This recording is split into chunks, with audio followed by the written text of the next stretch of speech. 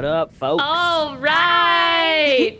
Hello, everyone. We got so many comments in the chat. So hello. Hey, yes, happy Monday.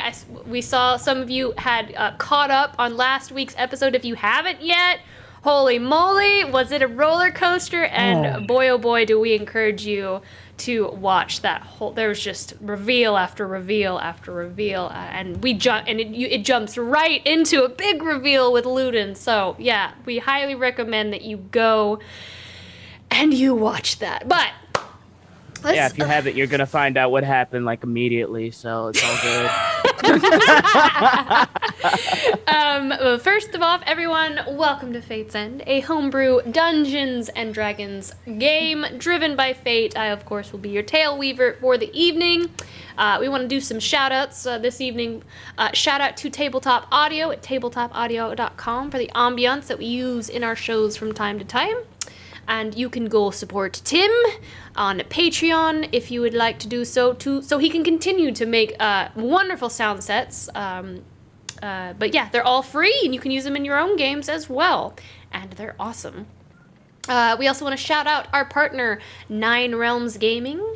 They create top-notch gaming accessories from the finest woods this realm has to offer, and you can visit ninerealmsgaming.com and use our exclusive partner code LYRE10 to get 10% off. We want to shout out to Sirenscape for the ambient sounds that you hear right now. This is actually a Sirenscape loop on the open seas.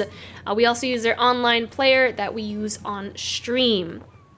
If you want to follow us on socials, you can use Command Socials to check us out on all of our social channels. You can also follow us all individually with Command FateCast. You can follow all of us. Yes, so we do have some new announcements as well. We currently have a community challenge going on, so make sure to contribute your scrolls in chat to see the Fate's End in-character Twitter account come to life. So you can see your favorite characters from Fate's End tweet from time to time. That includes this wonderful set of cast members, as well as some NPCs like Snonk or Mountain. Yeah, imagine what Mountain would tweet. What would that be? Well, God, I'm gonna have to think about that. Rocks. Lots of rocks. You will find out. You will find out. It's hundreds and hundreds of pictures of rocks, like 4 a day, every day. I think we're at 40% in the challenge. You guys can see it. You can see in chat where we are. But yeah, we're approaching. We're moving pretty quickly. 57%. We're 57%. So very exciting. Big reminder. I know this is going to be very sad. But we're going to be off all next week. Daniel and I are moving, so we're gonna be transitioning to our new home and like unpacking and moving all that stuff in there. So we will be back on stream November 1st, so that next week. So next week, no streams as we are moving, and we will be back on November 1st. We will miss you so tremendously, so much. Also, no short rest this Friday. It is Daniel and our son's birthday.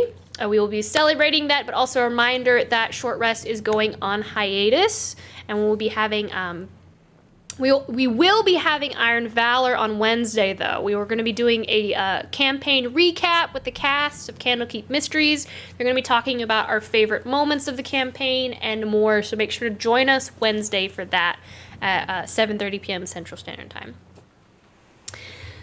Other than that, I think tonight, Uramir is going to give us his final recap for the last episode of Fate's End. So that with that being said, let's go ahead and draw our cards for tonight's episode of Fate's End. Hey, good to see you again.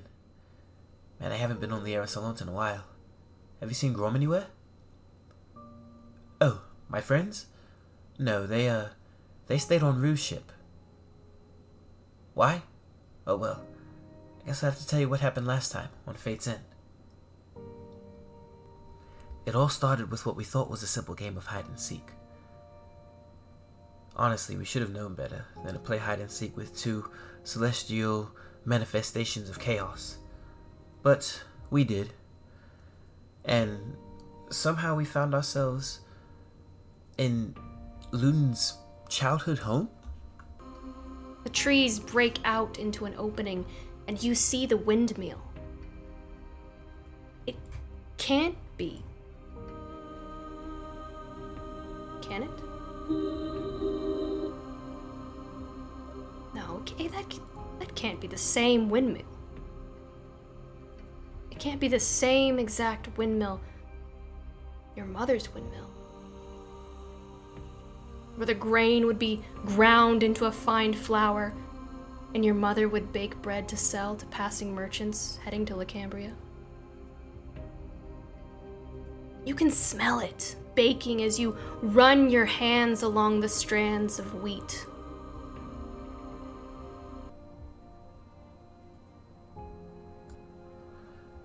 At first we thought this was just some sort of trick to throw us off for the game, but we quickly realized that this was something serious. The twins had something that they wanted to show Luden. Something that would change the way he looked at his entire history. You see like ghosts as you walk away, just figures standing. You pass them by. You see Balin. You see Logan. You see your mother with green eyes. And then you see one final person. A half-elf with forest green hair. The color of dark oak leaves, eyes black like ink, feminine features, soft face but pointed chin, vertical scar at the top of one of his cheeks, short and faded with age. High-collared tunic, but wrapped tight, close to his neck. Not flared out. Green to match his hair with gold trimmings and buttons, very regal and aristocratic. He has a bit of a smirk, like he knows more than he's letting on. And he says, I was and I have always been there for you. Even now, without Finnalai to cleanse your blood's infection, you would have rotted to death.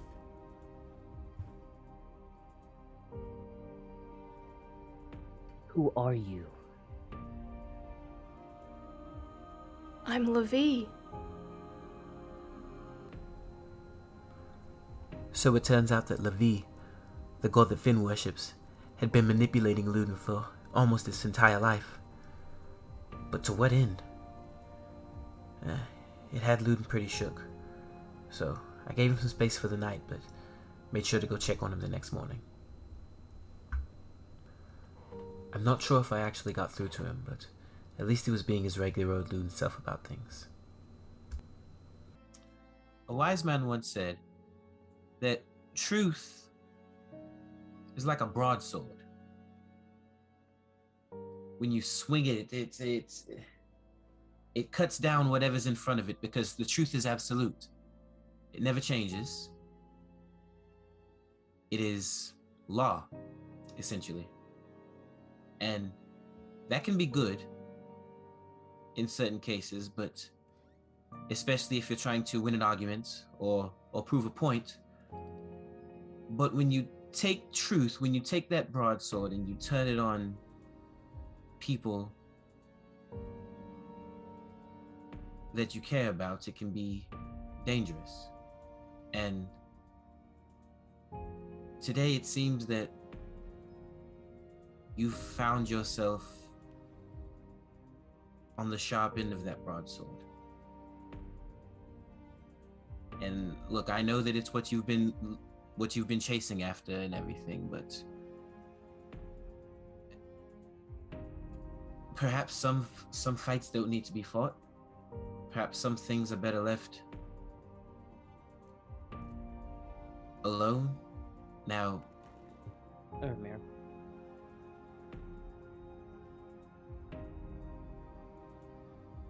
Would you have preferred not to have known the Undercity was destroyed?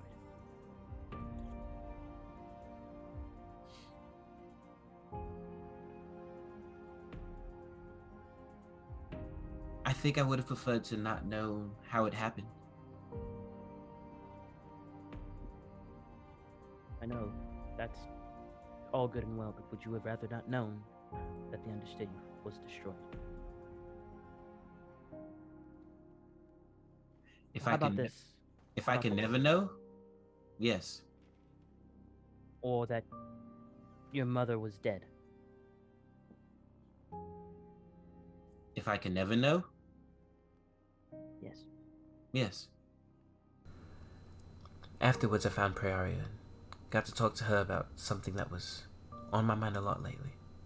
He'll put his hand up to his chest, and like with this thing in me, though, I think my expiration might be a bit closer than most. And my dad, he's not exactly a young man anymore either.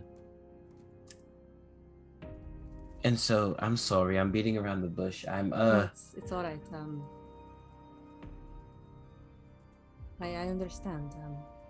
I have thought about what a trip like that would mean for you, and especially Luden. The people he's trying to find.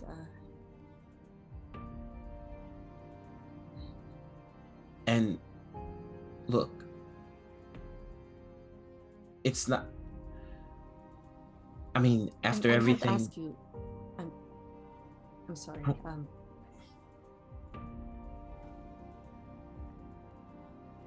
You shouldn't have to. I don't. You helped me get my dad back, and after everything that happened in Sable,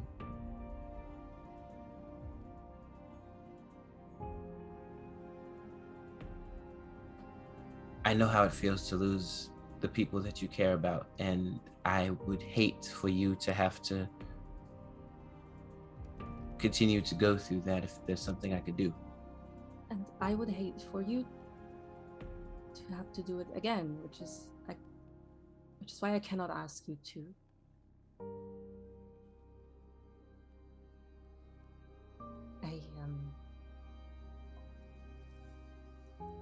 If you choose to stay, you may stay.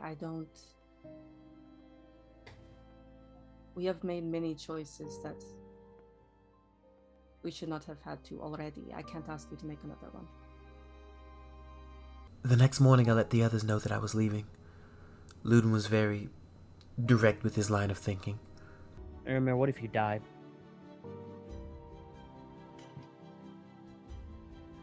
Dust his shoulders off. I mean, that's always the possibility. I'll try really hard to stay alive. How about that? Plus, we won't be gone that long. We'll be back soon. He'll go over and hug Ermir on the other side. Yeah, But we're still gonna really miss you. I think you're missing the point. What if you die and release the Seven?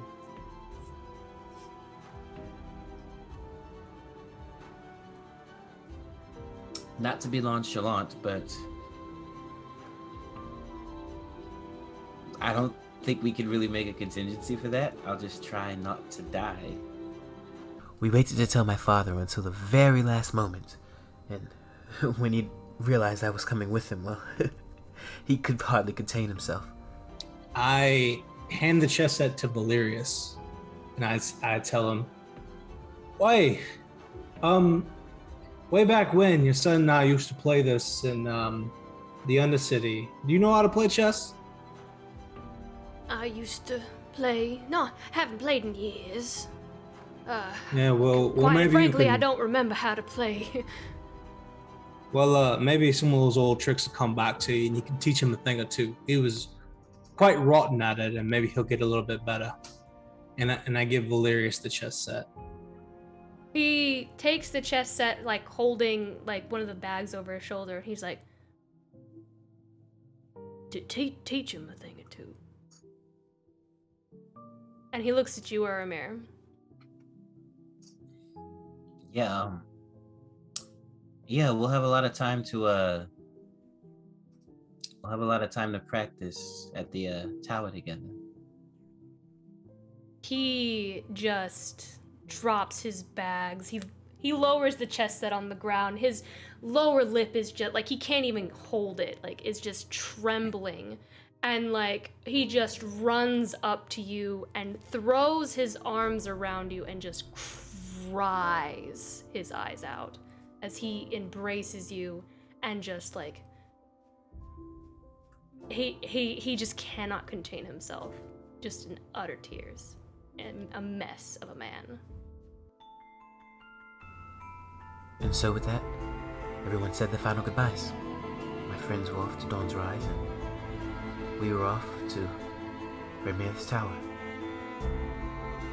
Be happy, man. Like, really be happy. You lost everything.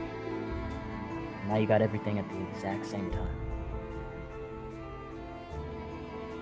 He's gonna reach over and he's gonna take Uramir's hand, and Uramir's gonna feel a bit of a sting, and the little death ward snake will wind around his wrist.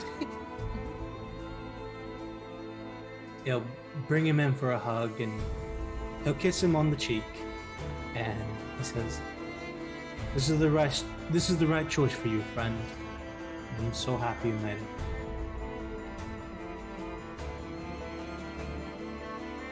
You are surrounded by people who love you. And this is a sign of a life which is very well lived. And I do hope that I get to see you in the aftertime. She's gonna she'll reach out a hand and she'll touch both of his shoulders where like the pins on a traveling cloak would be, in a gesture that means safe travels. She'll just give him like a tearful nod until we're together again.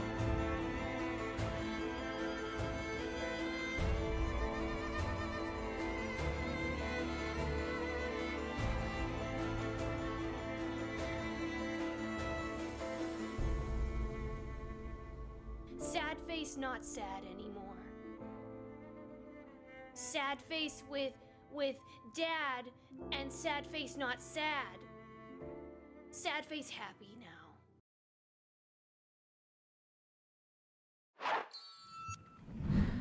And we are back. All right.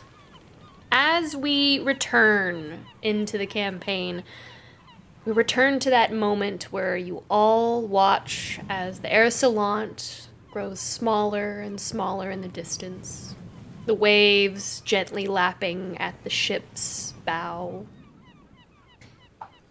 And you watch it until it disappears from view, and only the 5 of you remain on the deck of the ship. Is there anything that any of you would like to do before we reach Dawn's Rise? And before you leave the silent storm? Yeah, Luden would like to gather everyone up probably the same night that Uramir leaves. Since it's the night of just dropping bombs, might as well get it out of the way now.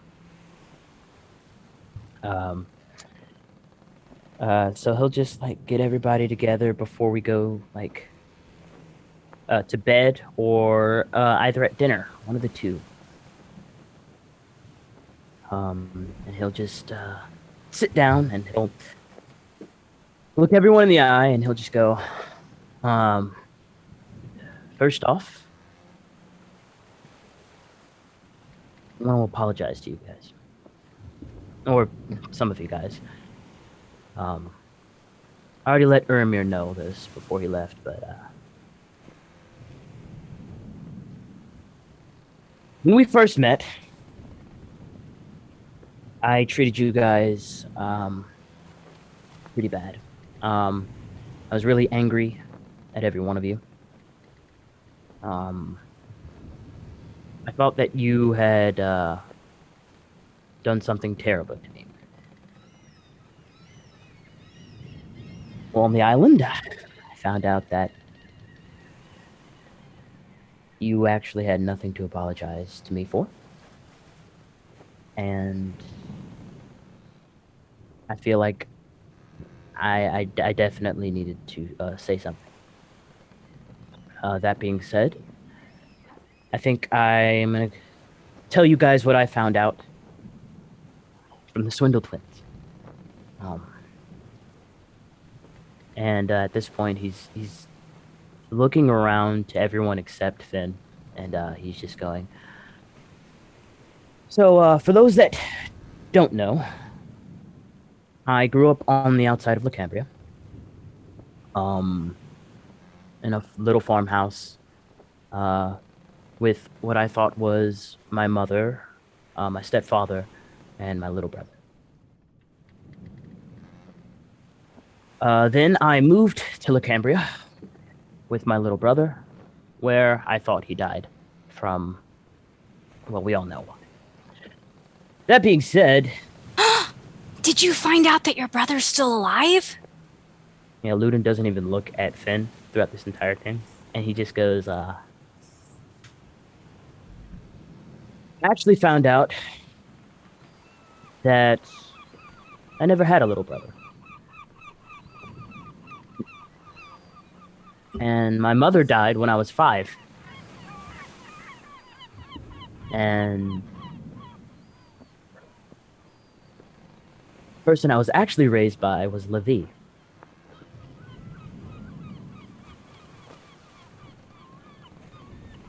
I'm sorry, who?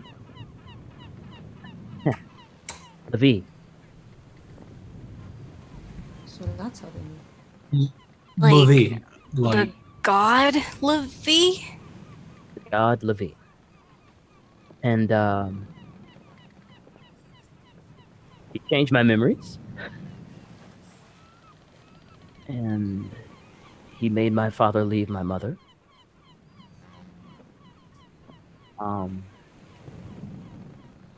And he watched her die and took her place.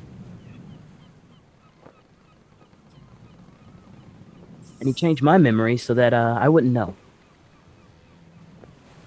And I don't...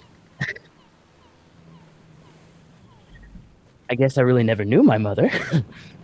Or not anything that I can remember of her. You know, she died when I was 5. And that's... Who remembers anything when they're 5?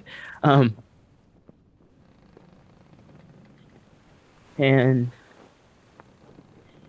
Luden will take out the letters, and he'll the letters that his dad gave him, and he'll just be like, and he hid these from me. These were the letters that my dad he sent to me, telling me to come find him, and where I could find him.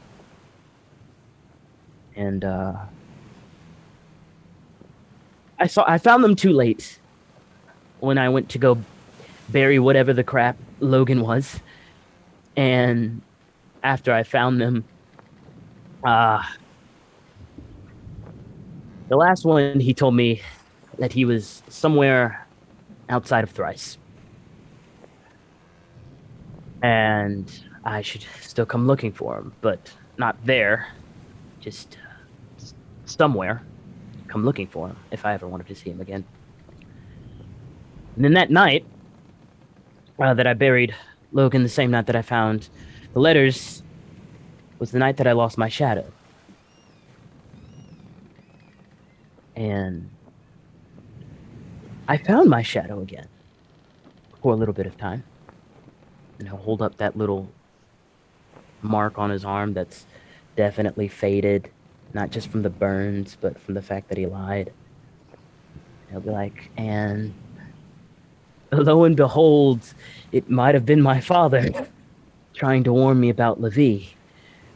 And I kept thinking that he was warning me about you all, but no.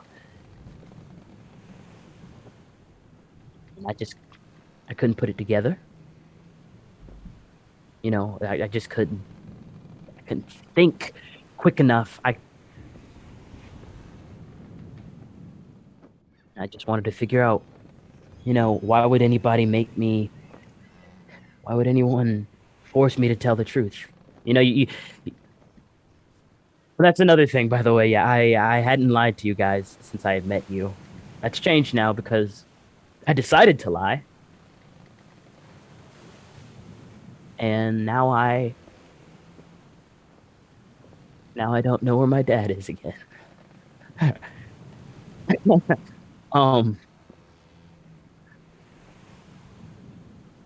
gonna offer Luden some rum, as Samson is the type to. I'll pour myself some, then offer him the bottle.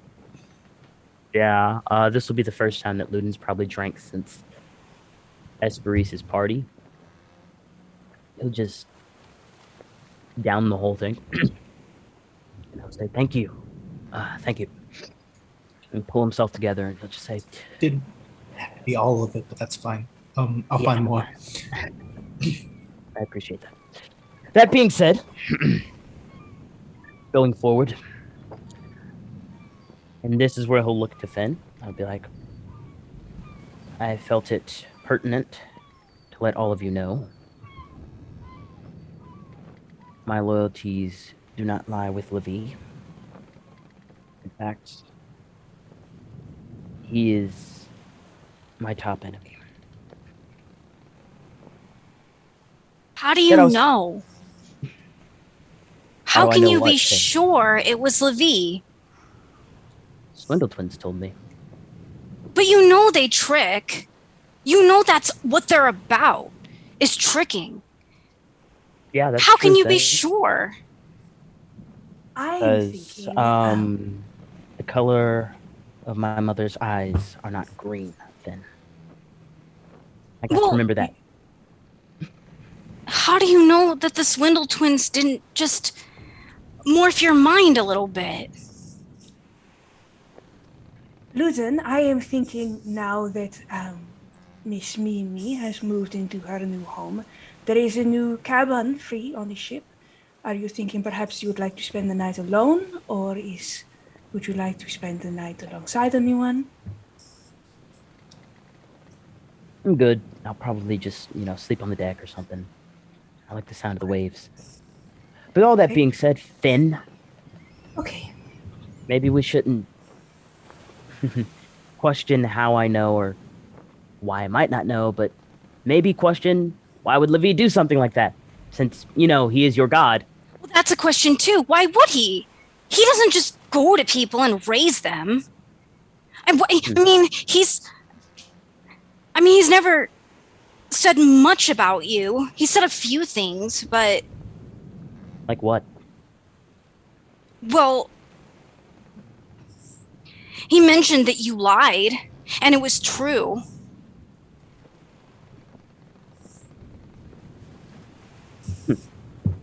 I don't think that Lavie would do something like this without purpose, and maybe we can ask him later, and next time we see him. But I'm gonna go over to Luden, and we're having a drink, trying to process all this, and I'm gonna try to give him a hug if I can.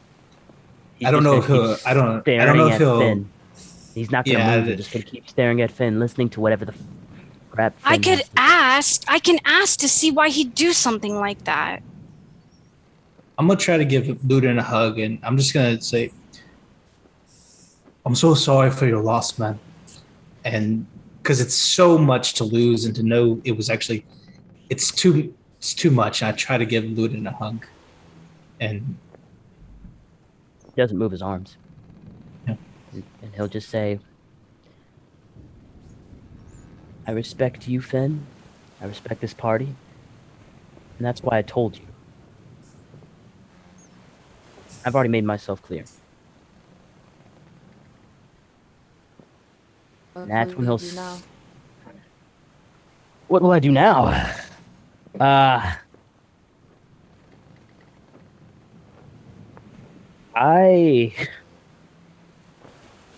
Look, You guys are quite literally the only people on this planet that I even know well enough that would even care. I don't know what I'm gonna do. We're on the way to see Hesperis' family. Dawn's rise, right? You will stay with us. You will not. You will not go to find your father.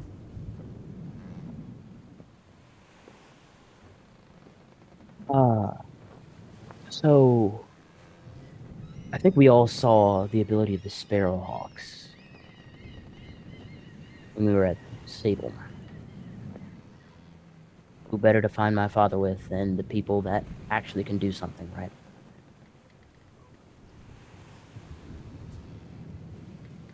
Luden, would you like any help moving your things onto the deck for tonight? Thank you, Hesperis, but I think I got it. He'll stand up, give Finn one last look, and be like, "See you guys tomorrow." He'll walk off to his room and grab half of the letters that he's been writing. One of the oil lanterns, and he'll pull out the bow that Lavie gave him. And off to the side of the ship, we'll make sure no one is looking. He'll take out his water pail and pour a little circle around it. Put all the letters that he was going to give to his mother when he found her. About their journey and about like all these wonderful people that he met. Throw them on the ground. Take the bow, the archbane, and he'll take off the top and bottom piece of Logan's wristband and place them in the center of the letters. And he'll take the bow, break it in half, place it in the middle, pour some of the oil out from one of the lanterns, grab one of his fire arrows, and just put it straight in the middle and set the whole thing ablaze. He'll wait for it to burn to ash before he pours the rest of his water skin on it. Goes up to the crow's nest, and we'll just sit there and look up at the stars and just think. That's what he's gonna do for the rest of the night. He'll probably fall asleep up there.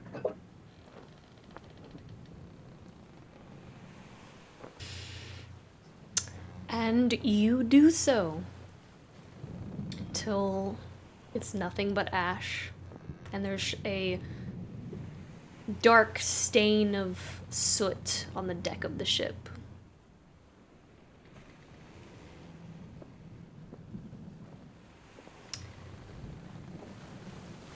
Well, I am sorry to put this so bluntly, but I think you handled this very, very badly. I say, looking to Samson and Finnalai. This is not about you. This is not about the good reasons for what happened or what that god did to him. This is about the grief that he is going through. I trust you will be more careful with him in the future. I'm going to go to bed. Go to bed. You go to bed. The rest of you, is there anything else that you would like to do?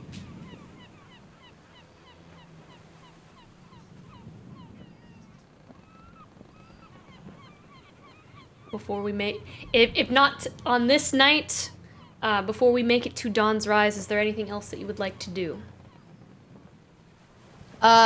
Yes.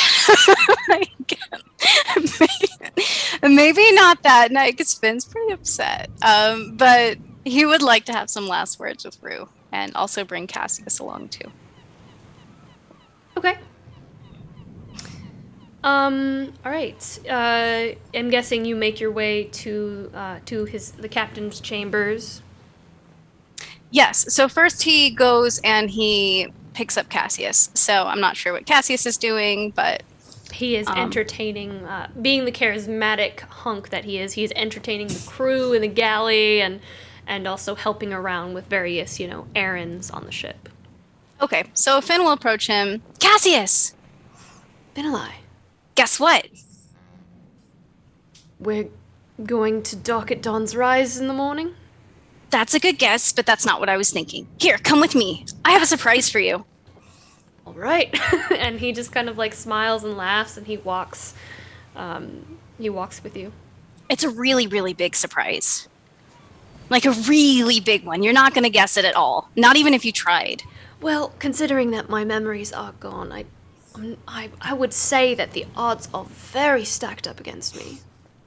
That's true. Walk up to Rue's cabin and knock. You knock on the door, and the door opens, and Rue sees you, and he goes, "Oh, he wasn't expecting you. Was there something that you needed? Yeah, please come on in." Well, we talked the other night. Well, the first time we talked. And, well, we came to a certain revelation, right? I just figured it was just right to let Cassius in on it. Oh, you hadn't told him yet. By the way, it has been an honor to, have you on deck, sir, and to sail you across the seas, let alone you've sailed across the stars. And Cassius just, nods and is very polite and respectful. Okay, Cassius, you know how I can do this with you? And he goes to grab his hand. And you grab his hand, and you sense confusion but intrigue as his emotions just kind of coalesce, and he senses your emotions back, which are excitement. Okay. I'm guessing. Now grab Rue's hand. He kind of holds his hand out politely, but consensually is waiting for Rue to hold his hand as well. And Rue is just this is an awkward moment, and he just awkwardly holds his hand out, and Cassius will take it, and a very similar effect will happen. You kind of watch Cassius's face, and he he doesn't know, he kind of looks at you and he goes, "So, I mean, I know he's your father. I'm not sure what all of this means, though." Wait, does everyone know that now? Oh, wait, sorry. I meant to say that as Cassius, not as Rue. But still, does everyone know that now? It's okay. Word travels fast. Yeah, and, well, this is like a family trait. It's a family treat. Family trait. Oh, trait. That makes more sense than a family treat. I guess it could be a treat, too. Depending on what you're feeling at the time. Is it really? And, he just looks over at Rue and he goes, "It's a pleasure to meet you, formerly great ancestor Cassius. It is an honor and a privilege to meet you, sir. I'm gonna tell you, I honestly didn't. You're surprised. I could see it on your face, but honestly, I'm much more surprised to know that I am somehow related to you. It is an honor, sir. It is an absolute honor." You see, Cassius, now we're more than just best friends. We're like relatives or something. And he's gonna give him a hug. And Cassius is he's just beaming and smiling, and he's like, "Oh, this is wonderful. You know what that means, right? Any kind of family history that Rue has on his family is your family too, which means you'll get a lot more history than you were thinking. We can help you so much more now." That's wonderful, Finn. I've truly been blessed. The odds of running into family and I guess finding out about this crazy ability that we all share, and I don't feel alone.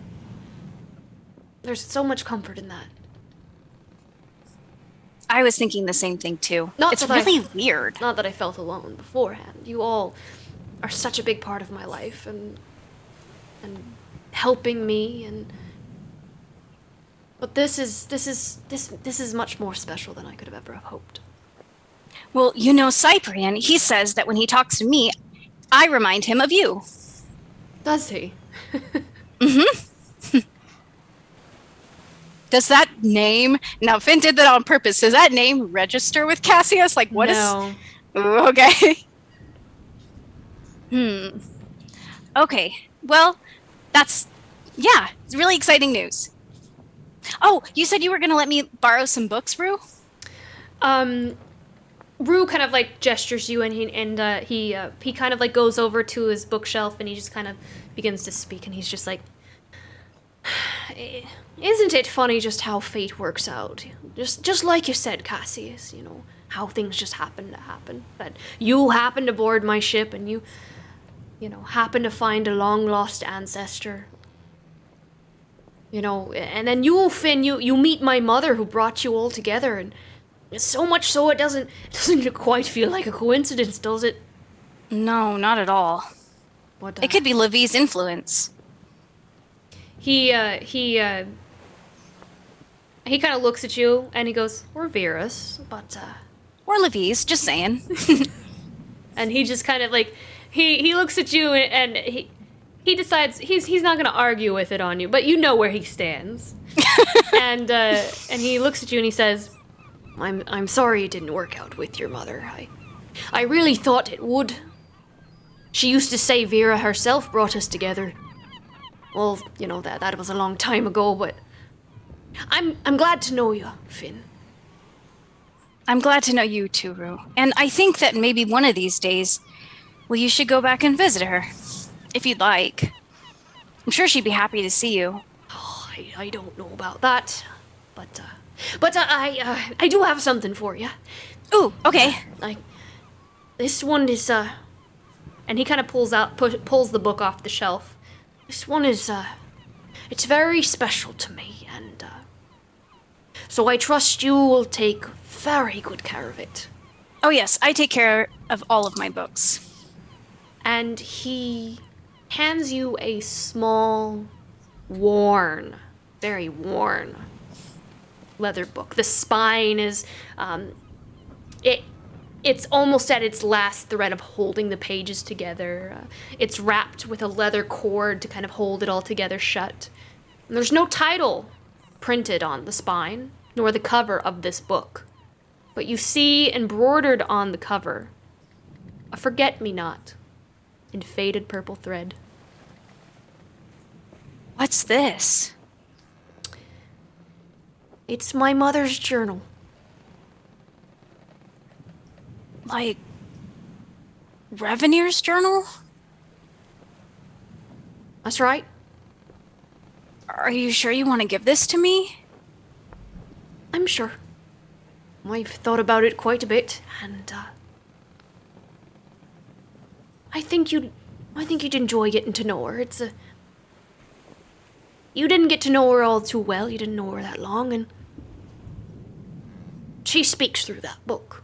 That's her voice, and I think you'll enjoy the stories and the adventures that she went on. Thank you. I'll take amazing care of it. I'll make sure nothing happens to it.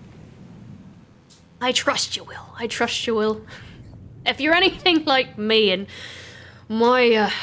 I do have a bit of a book obsession myself, I know you'll do an outstanding job. Thank you. He'll put it in his inner pocket of his cloak. Do you possibly have any books on Kalishtar? I don't really know anything. Not here, but you'll find something over in Saltstone about it. Oh, there's a massive library in Saltstone. Geez. Whole glass ceiling dome, whole room just covered full of books all the way to the ceiling. Wow. Okay, all right. And do you have a book on maps? Like, the maps of the world? Oh, well, that I do. But is there a way that you might be able to copy it? I will need it on the ship here. I guess I could try. With like parchment? Like the whole book? Well, I do need it to navigate, but I'm happy to let you borrow it. Okay. All right. I'll copy what I can. Okay. Thank you. Of course. So cute. Just like, you need the map book? Yeah. Need to know where I'm going, yo. Is there anything else? Use the stars. I mean, I think Daniel wants to do something, and then I would love to have a short conversation with Luden before we get back to land. okay. It won't be very long, Christian. I see your face. It's very short. Hesperis just has to tell you something. I'm cool. I love talking with my girl Hesperis. She's ride or die all day. Ride or die, ride or die. That's the next T-shirt. Is ride or die. Log There the you crew. If I can do that now, Hesperis is gonna find Luden sometime in the very early morning. She knows he wakes up early in the crow's nest, or if he's hanging down with the deck of the ship. I just sit down beside him. I am not saying this as though you need to respond or that I want anything from you. I just have been thinking about when we first met. One of the first things you said to me is that you were looking for a family. And I told you that I had just met you and that I was not your family. I have 2 older half-siblings, and you are more a brother to me than they have ever been. I consider you my family, and I love you very much. And if there's anything I can do for you, please let me know.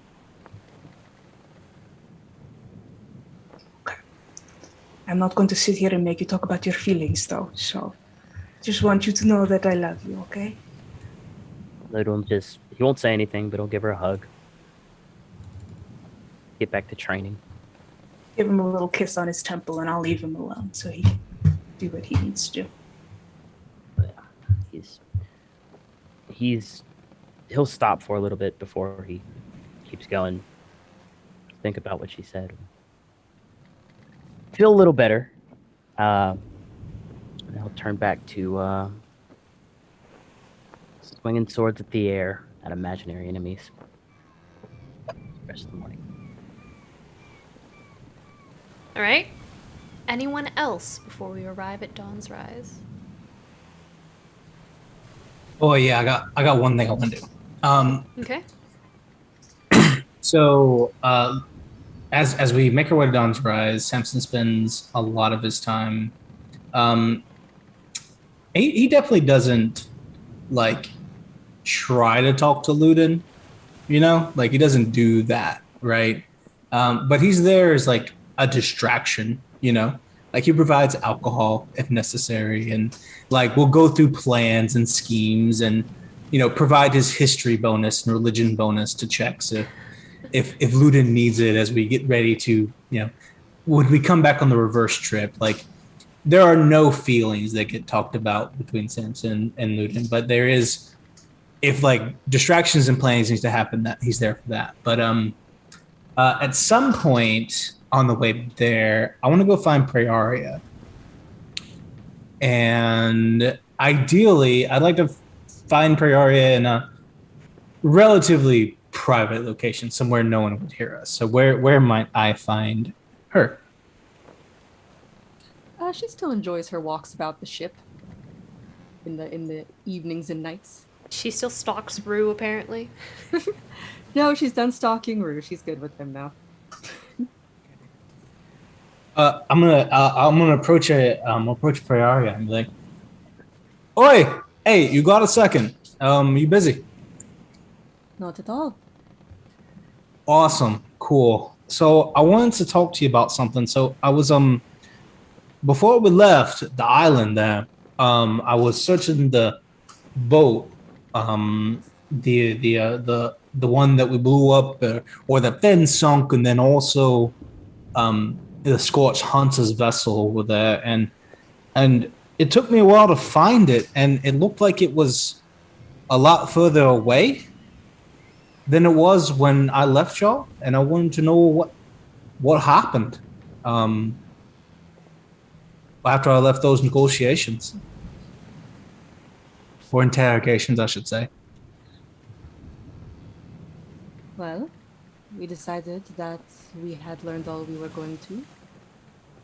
We did not consider them a threat to us, and we let them go.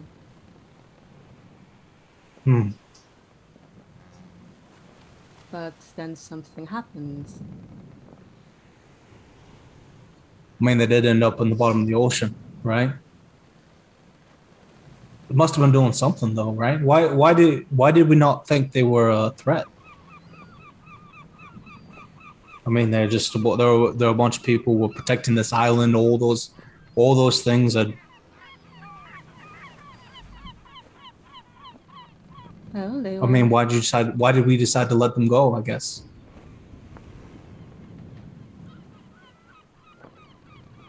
They were... They were not like their captain. They were scared, weak.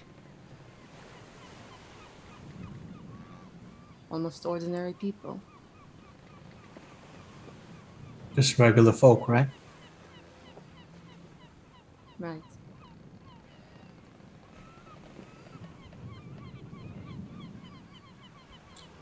It's a shame, I guess, that they made it all the way down there. I imagine that there are many things every day that are little shames. Yeah.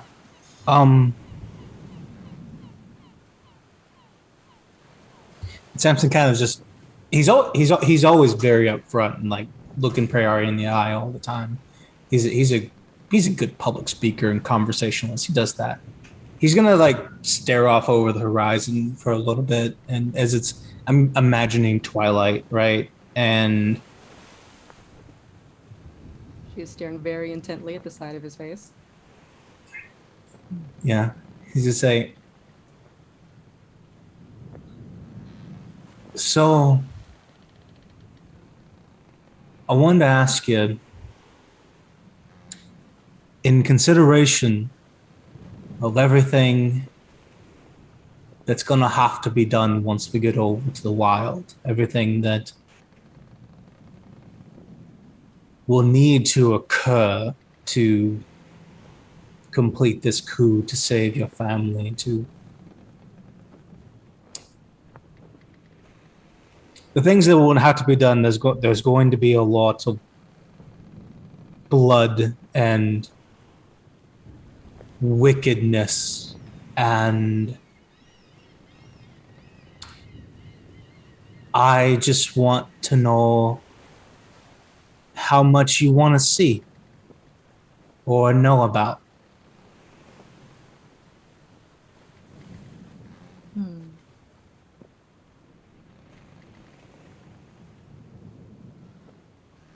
Samson, what happened to the ship?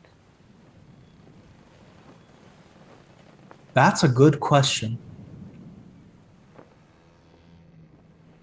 How much do you want to know?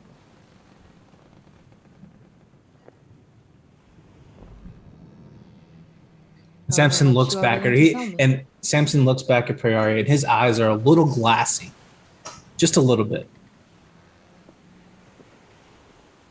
She's just looking him dead on. As much as you will tell me.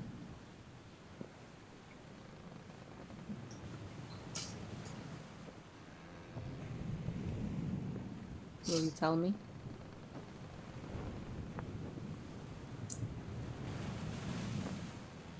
I will.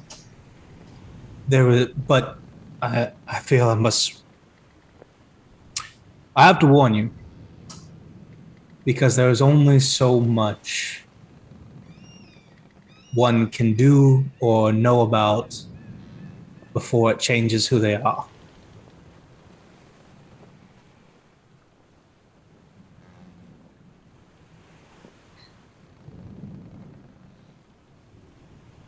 Well, much has already changed. I can't imagine that will stop.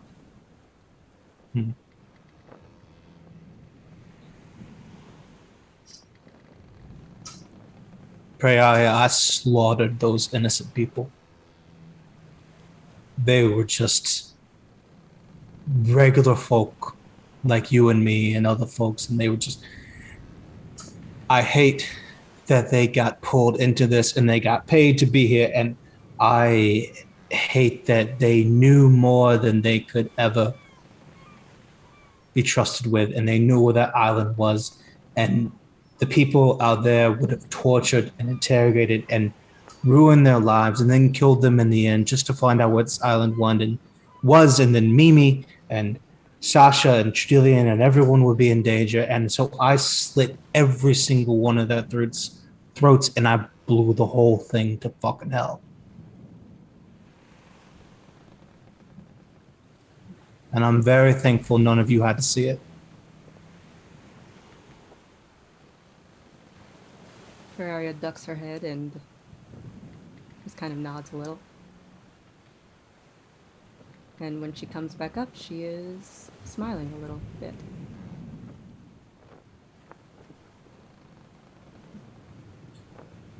I know that I am not as old as you are or as wise in these things. I know that the realities of what we're doing is going to be a lot more than I could imagine.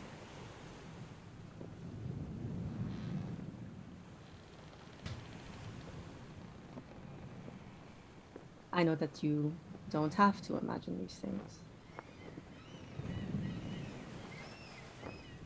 And I am thankful. I am thankful that you would continue to do these things that you hate. I am thankful that you hate them. It's awful. And I think at that point Samson cries just a little bit. Mostly I am thankful that you told me.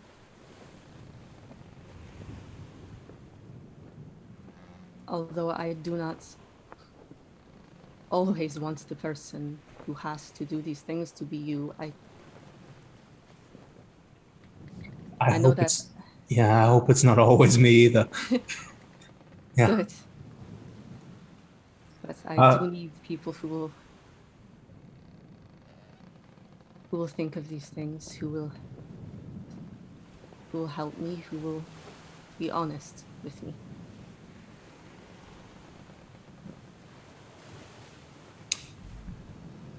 I will be. You always get that from me. Good. And I hope you never have to do I hope you never have to do the things I do for you. And because I don't think you can be the kind of person that you are and the queen you need to be without them. And I hope you never see it, and I'll do my best to make sure you don't. Because you are right for the wild. And you're the queen they need. And you don't need to be destroyed by all this. And neither do you. So I want you to help me, and I want you to tell me things, and I don't want you to do all of this on your own and only tell me after, okay?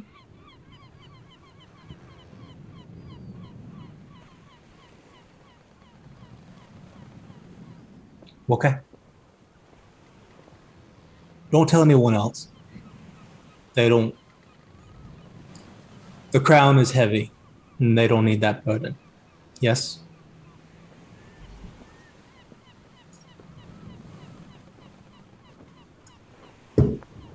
Just let them think that these traitors that we were going to let go turned around and tried to fire cannons at the Scorched Hunter's command, and in their foolishness, there was an accident of some kind, Be easier for them. I think they can handle more than you think, but if they ask, I won't tell them.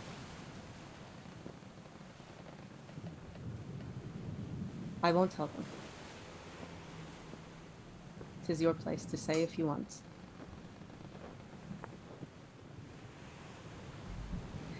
They're all so young. They just don't need all this. Everyone is young to you.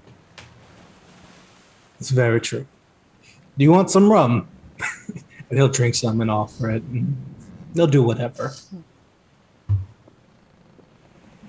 No, thank you. Just remember what I said. Mm-hmm. Because these are the things that I need from my war leaders. Especially Absolutely. my highest. Absolutely.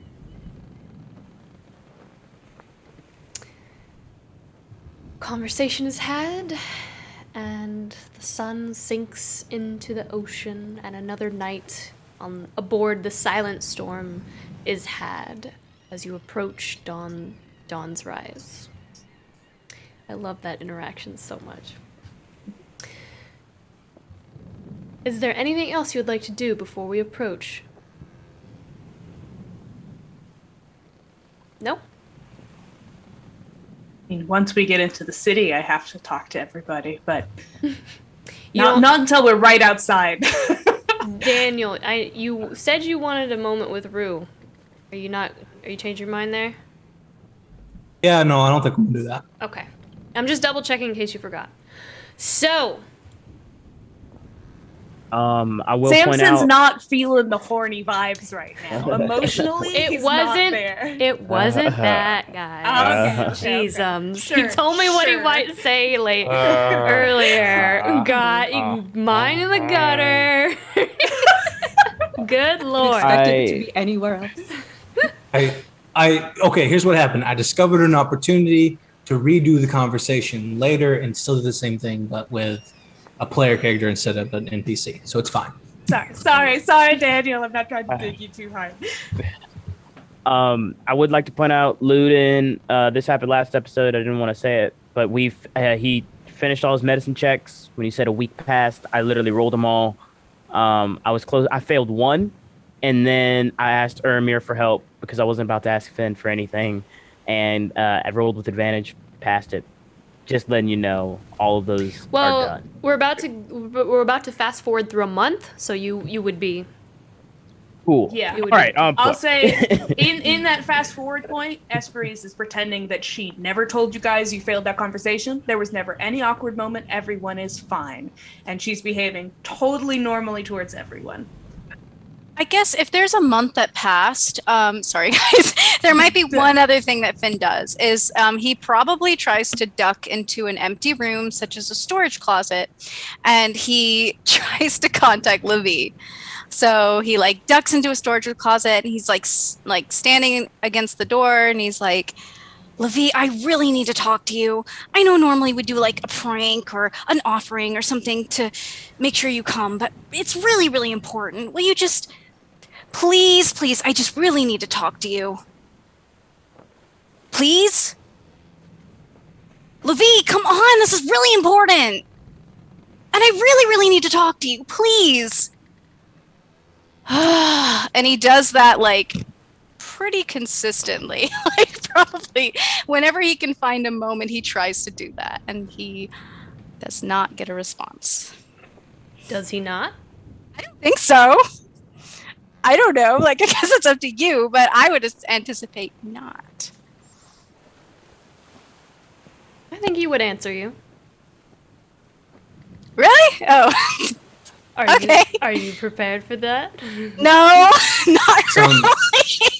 somewhere across the ship, for no reason, Samson manifests popcorn in his hand. He's like, "Oh no, what's happening?" Can we wait till dawn's rise? I don't know. We can. If you're not ready, like I don't want to force it upon you, because like that is a big moment, and I have prepped for it if you are ready for it. So yeah. But because I love you as a player and as your DM, we don't have to do it. But he would answer you. He immediately. He would. Oh. He would. Oh. Lavie. Yeah. Okay. Maybe I'll wait then.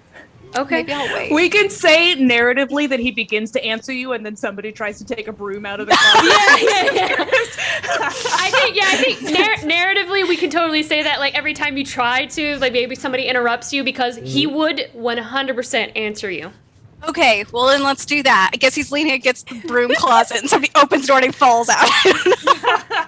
I did not anticipate him being so responsive. Okay. Yes. He loves you.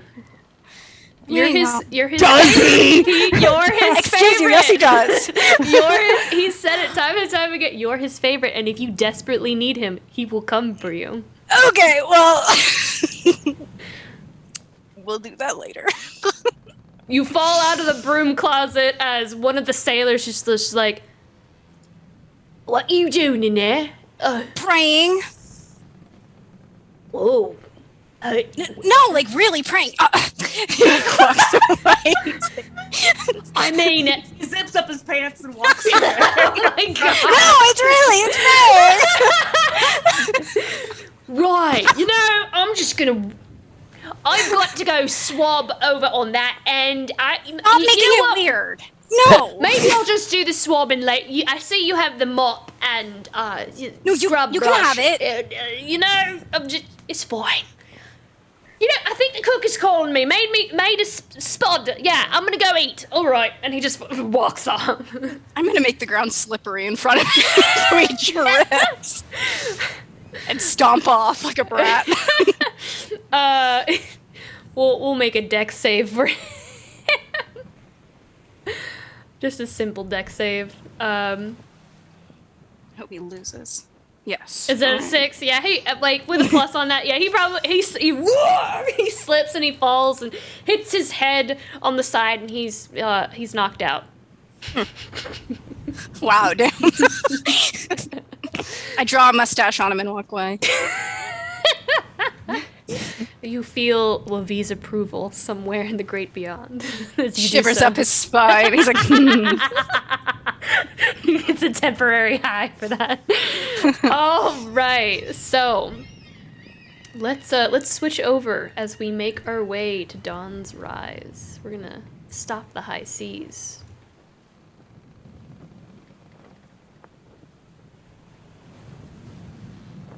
We're gonna try it. There we go. The seas have come to an end. So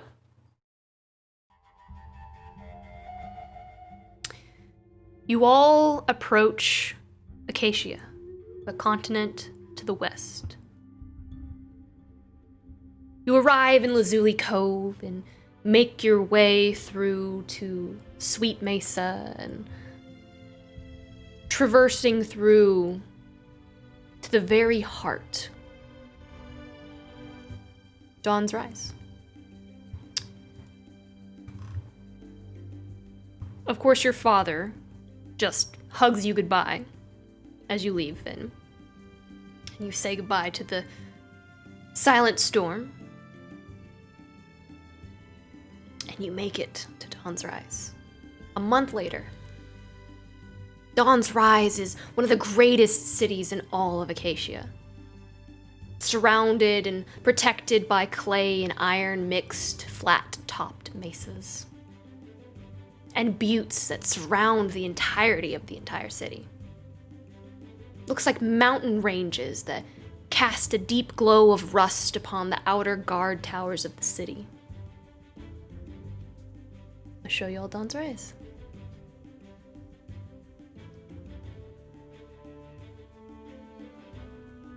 As that takes a million years to load.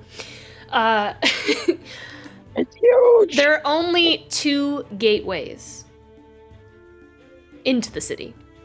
one at the northwest and one at the southwest end. After that, a large, wide river encircles the entire city, fed from an underground spring, an oasis in this desert. And this feeds toward the center of the city with mesmerizing aqueducts that spiral out with lush vegetation dripping from them. The river and aqueducts divide the city into various districts, and at the center of the city, the most defining feature stands tall, high into the clouds and steadfast, the rising sundial and the capital of Dawn's Rise. The sun reflects upon the thousands of windows and balconies scattered about it, carved from the iron clay mineral deposits home to Dawn's Rise, and it towers over the city, casting a shadow upon the inhabitants during various hours throughout the day.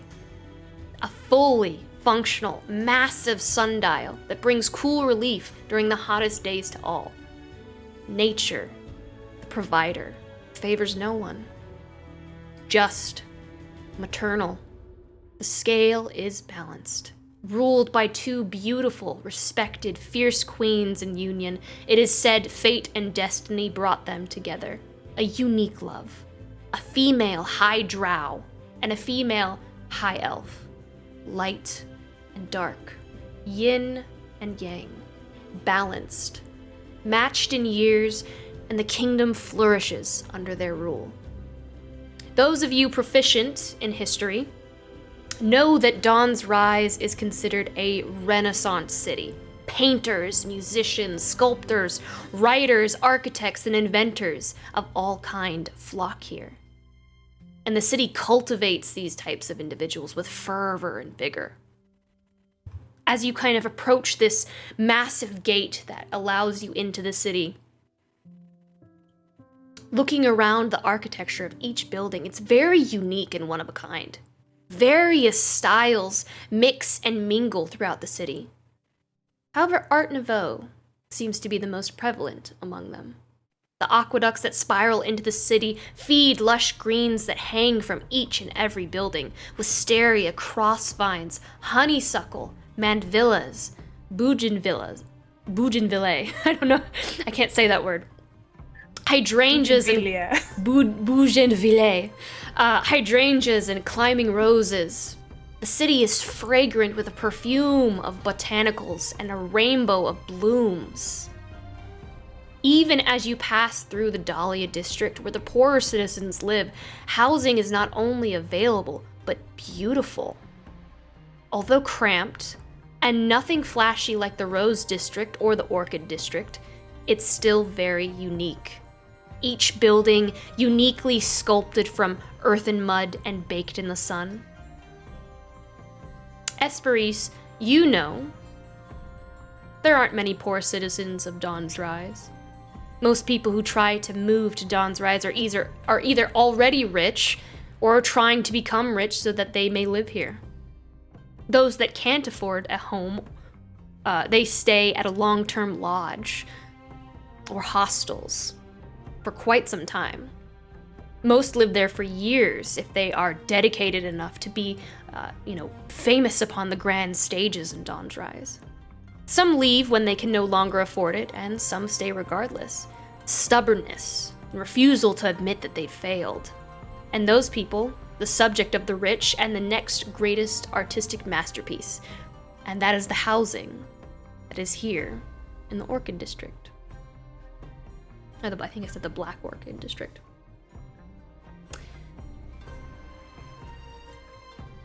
I will let you all react. I've said a lot so far as you're kind of walking through the city. All the information you shared, Hesperis is fully doing like tour guide, and to your left we can see kind of thing as we're going through the city itself. I just take my as we're approaching, I just take my disguised self and I make it one like socioeconomic level higher. Like just a little bit more gilding, a little bit nicer velvet. I don't know. Just one level higher. Luden looks at his clothes and is just like, his nondescript sparrowhawk uniform that is meant to blend in, and sees that he is absolutely doing the exact opposite in this area and sticking out like a sore thumb, like a plebe. That's what he is right now. Hesperis. Wow. Is there any special location that you would like to point out as you walk through the city? What time of day is it? It is probably near the afternoon, probably like 12. No. You guys got here probably fairly late. It's probably more along the lines of like 6 o'clock. I know it says 8. I meant to go to 6. Okay. Like 5 or 6. Well, like the sun is setting. If we're hoping to spend the night in my family's home, which may or may not happen. Of course, it depends if they have guests in the West Wing or are hosting anyone. But if we're hoping to do that, it would be polite to arrive on the earlier side so that the chefs can be prepared for dinner. Like chefs? Like real chefs make your dinner? Well, in Orete's house, yes. Wow. I usually stay at the temple, but I don't know if they would provide lodging for everyone tonight. So your family's just okay with us coming over? Well, that is why we would arrive, before dinner time to make sure they have the space for us. If it is just Arete home, then I'm sure he would be happy to have company. How are they going to fit us all? What was that, Luden? Do they know that we're coming? I did not have a way to contact them once we were on the water, and I did not tell them when we were leaving Sable, so I am hoping, but otherwise they would be able to set us up with a place in the city, or I can see if the temple has extra spaces for us within, which often they do. It temporary lodging, and of course there are lodging houses for the traveling actors. It's okay. Like, it's just a question. They should have room. If they do have guests or diplomats there, then we might have to double up, but otherwise they should have space for all of us. Okay. Is there anything we should know before? That's a great question, Finn. Thank you so much for asking. Thank you so much for asking, Finn. I don't know if are any of you familiar with Talian Arete or his family?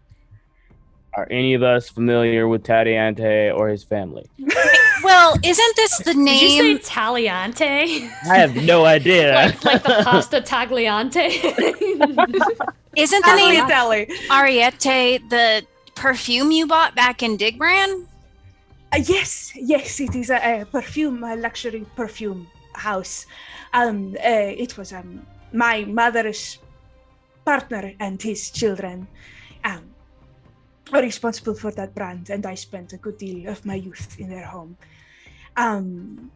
Talian Arete is a very, very lovely man. I'm sure he would love to have us there. I don't know if Polai or Andias would be here tonight, but if they are, then it will be a pleasure to see them again. So I would recommend being polite. It is a little bit more formal, maybe, than some of the other places we have been staying, but Arete in particular is a very, very kind, welcoming man, so I'm sure it would be fine. And the way and he'll look at everyone else, is this okay? Or do I need to? No, it's fine. It's a uniform of your workplace, yes, for the Sparrowhawks? Yes, previous workplace, yes. Yes, very respectable. It's absolutely fine, unless. Okay, I was fine. I'm fine. Yeah. I can. Okay. If they are doing something more formal tonight, I can ask at the door, and they will let us know if there is some kind of dress code or. I'm following your lead, Hesperis. Right. I will keep you informed if there is a dress code for tonight, but as far as I know, there should not be. Sure. What's a dress code? It lets you know formality of an event. Like the ball we went to in Digbrand? Yes, that would be a... Yeah. Oh, okay. Yeah, you look perfect, Finn. Don't worry about it. You're good. Thanks, Samson. Is there anything specific you wanted to know, or is it So- all right if we? You might want to, I don't know, tell them that we're here tomorrow, or have somebody go like, we're arriving tomorrow, and stuff like that. So then they can prepare for us or I something. mean, we're here today. I don't think it's completely out of the question for a family member to arrive unannounced. Is that completely rude, Hesperis? Well, it is rude, but it is. I will talk to at the door. I will speak with someone, and they will let me know what the plans are. I think a large party is, a lot to plan for, but the House of Orete is always prepared for guests. It's just I will check. I will check, and then Yeah. What? How about this? How about? Do you want to go there now? Like, I can walk with you. We'll go there now and see how things are. And then if everybody can come, we'll bring everybody else later. How's that sound? Can we just like Yeah. Why hide? don't y'all In check the out the back Lego row? store? Should we This- bow when we first meet Talierete? Talien Arete. You can call him Arete, or Talien. he will let you know if he wants to call him something else. Alien Arete. Yes. Sure, Samson. That is very polite. I appreciate this. Yeah, it'd be great. Like, so why don't you guys like go get a Dole Whip? Like maybe hang out for a little while. We'll be right back, and then we'll let you know what time dinner is, or if we need to get an in or Thanks, something Mom like that and for Dad. tomorrow. Yeah, you'll be fine. You'll be fine. We'll be Thanks, right Dad. back. Yeah. See you later. Okay. This is so weird, Samson. No, We what's have good? no idea what's going on here. But Let's go explore. Priori is very confused, but she's already drifting toward the nearest stand with shiny things on it. So Hey, Luden, look, there's a weapon stand over there. We Thanks, should go Finn. look, check it out. I give Finn all our money before I leave. I have all the money. You have to go with me. I have my Lauren, own you are money. muted. well, I was just I saying, have my own. the last time Finn had money, he spent like 10 times $50. $50. I can't remember what, on flowers. 50 gold on flowers. That's right. For Hesperis, so well spent. I don't know. 50 I, minimum for an Hesperis gift. You've seen her hometown now. Sorry. I have my own gold fin. But you can go look if you want. Okay, I'll hang with you. Okay. we should probably all stay together, I guess. Where do you want to go, Praeria? You wanted to look at weapons? We could do that. So- Okay, let's go look at weapons. I will happily, because the audience does not know, there are 4 shops spread off the back. I'm sorry. We have Gordy's Gaggles, Monique Leclerc's House of Arete Perfumery, and Giorgio's Ornamental Work. And that is where you see the weapons and armor kind of like outside of the stand. So we see all of these signs. I'm imagining you guys are in the Sundial Plaza right now. All right. So fancy. Well, Luden goes to the armor place, the ornamental armors, whatever's. And he'll walk in. What does he see? Oh my god. What do we see? We follow Luden in. Yeah, we follow him. We're right behind. Everyone's shopping. Okay. You kind of walk in, and the cleanliness of this shop is a little jarring for a blacksmith. There's hardly anything that's covered in soot. The outside of the shop is crafted from the same faded orange-colored sandstone that kind of surrounds the city of Dawn's Rise. Flowers entwine themselves around the columns of each of the 4 posts of the building, and the shop is open air, and the ceiling is lattice wood like a pergola. The only major downside is the blooms that are closest to the forge have either wilted or died from the heat from the forge. The blacksmith, you see a very tall, sun-elven man with large biceps, strong chest. He's pounding away at a curved short sword atop a silvery anvil. The surrounding racks you can see are filled with armor and swords and arrows and daggers of all kinds, all elven-made goods for any adventurer. You also notice a small glass case filled with stunning rings. Yeah, Luden is home. He will walk in, and he's particularly looking at that armor. He's looking down at his digs, and he remembers being on fire and how this armor might not be doing what it needs to be doing. And so he'll go up to this large elf man and say, "Hello." Hello, my friends. I am Giorgio. What can I help you with? Hello, Giorgio. My name is Luden. I'm looking for some armor. Maybe some medium armor. Medium. You have any- I can put something together for you. Yes. Is there Awesome. anything in specific that you are looking for, style-wise, or something else? I'll let you decide. Something cool. Something cool. I didn't know we were Yes. getting visited by the 90s. Okay. Oh no, my headphones just popped out. I can't hear anything. That's what you get. We're making fun of the 90s. Oh no! It's true. The universe was like, no. How dare you make fun of the 90s, Lord? It was an I like that excellent the 90s. decade. The The 90s, 90s made is it here. canonically the same in Aurora. That's in the book. You know, Um, well, it's actually 2084 right now, BC, so we haven't hit the 90s yet. It's so futuristic. It's still cool. garish patterns. Garish patterns in denim.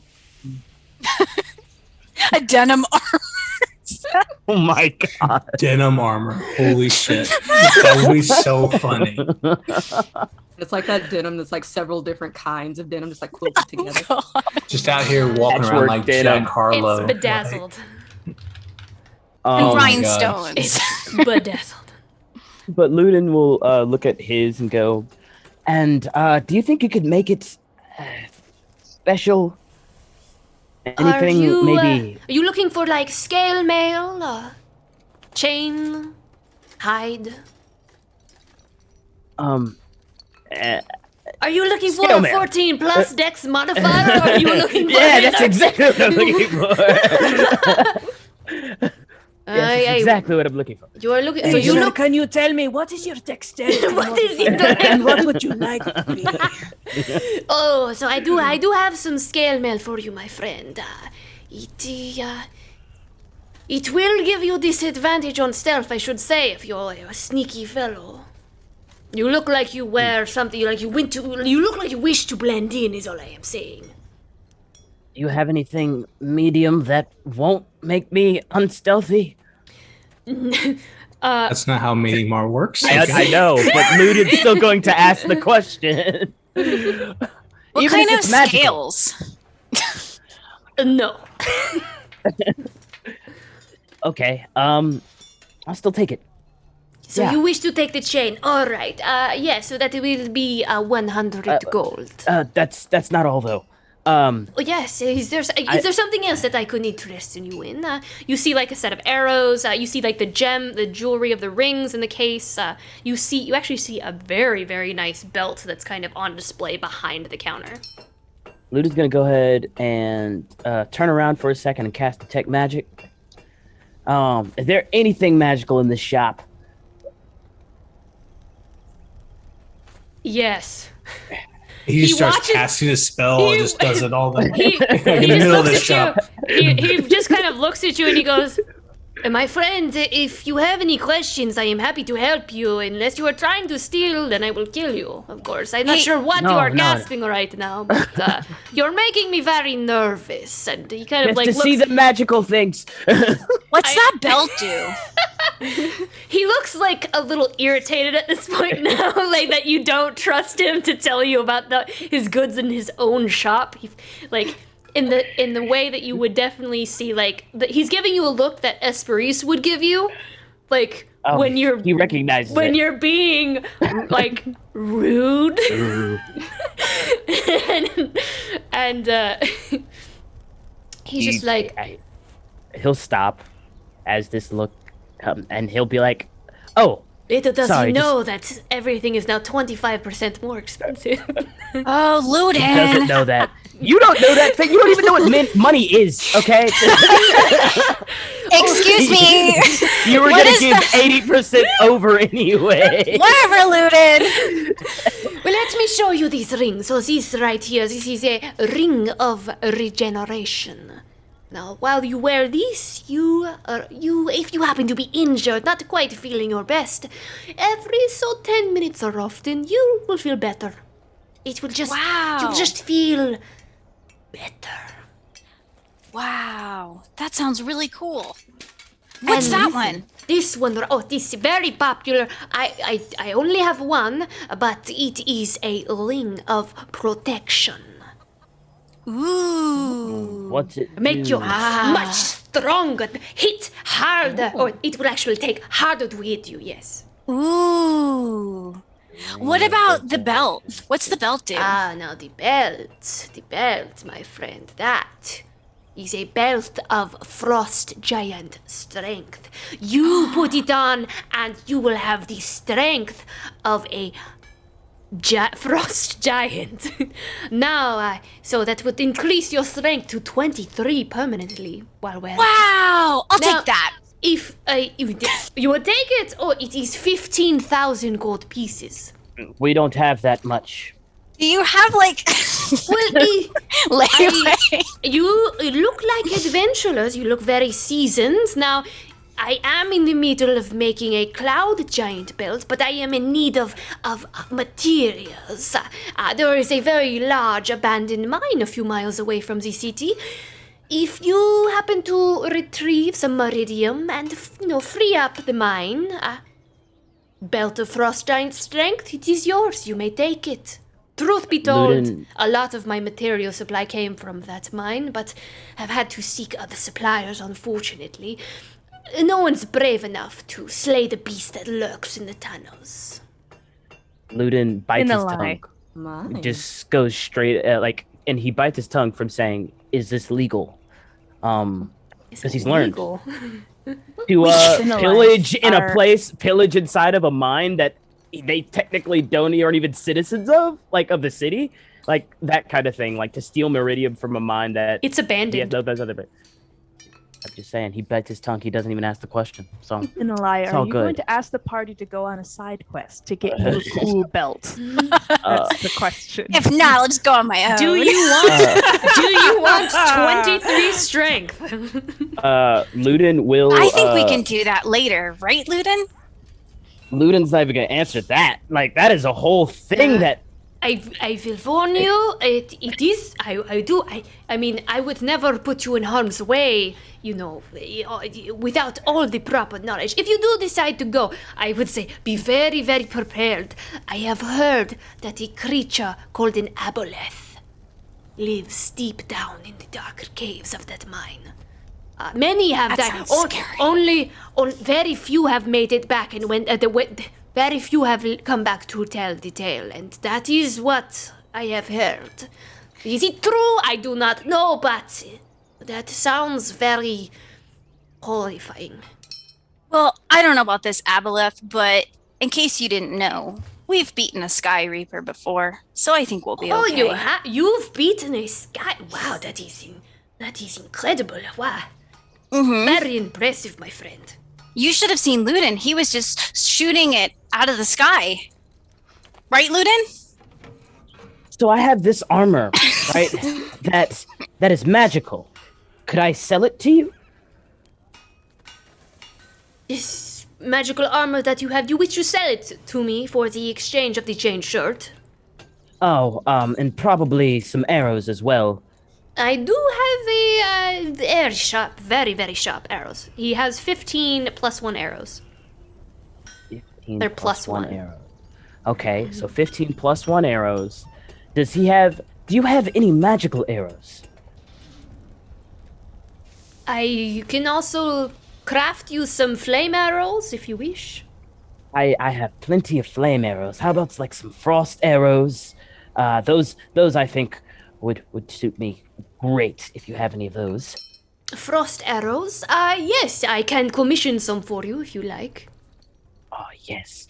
So frost arrows and scale mail equals my magical armor. How much would you give me for this? And he will just gesture to the armor of, I think it's Warhog's armor or whatever, the one that gives me advantage on smell and hearing. I can't remember how much you paid for that. I will offer you 50 gold for it.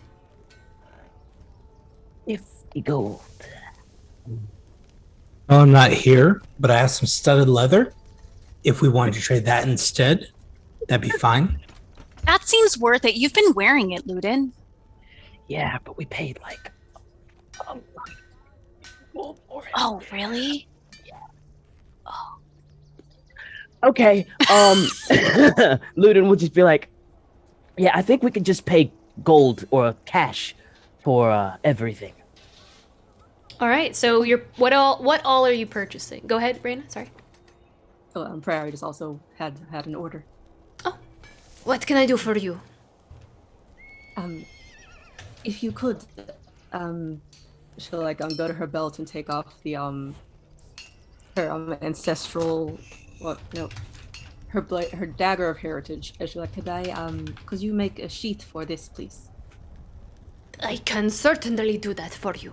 Is there any special design you would like for this dagger, for the sheath? Any special design or accoutrement for it?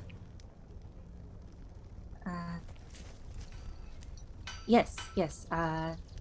If you could, and she'll like find something to write on in her many pockets, and she will draw the little blue flowers. Like, if you could put these on it, please.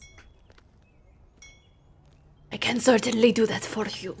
Yes, that simple sheath, we make it 5 gold. And how much for that ring of protection? I was gonna buy that.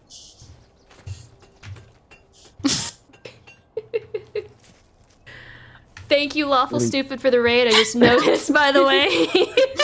Thank you so much for the raid, everyone. I was gonna buy both of them.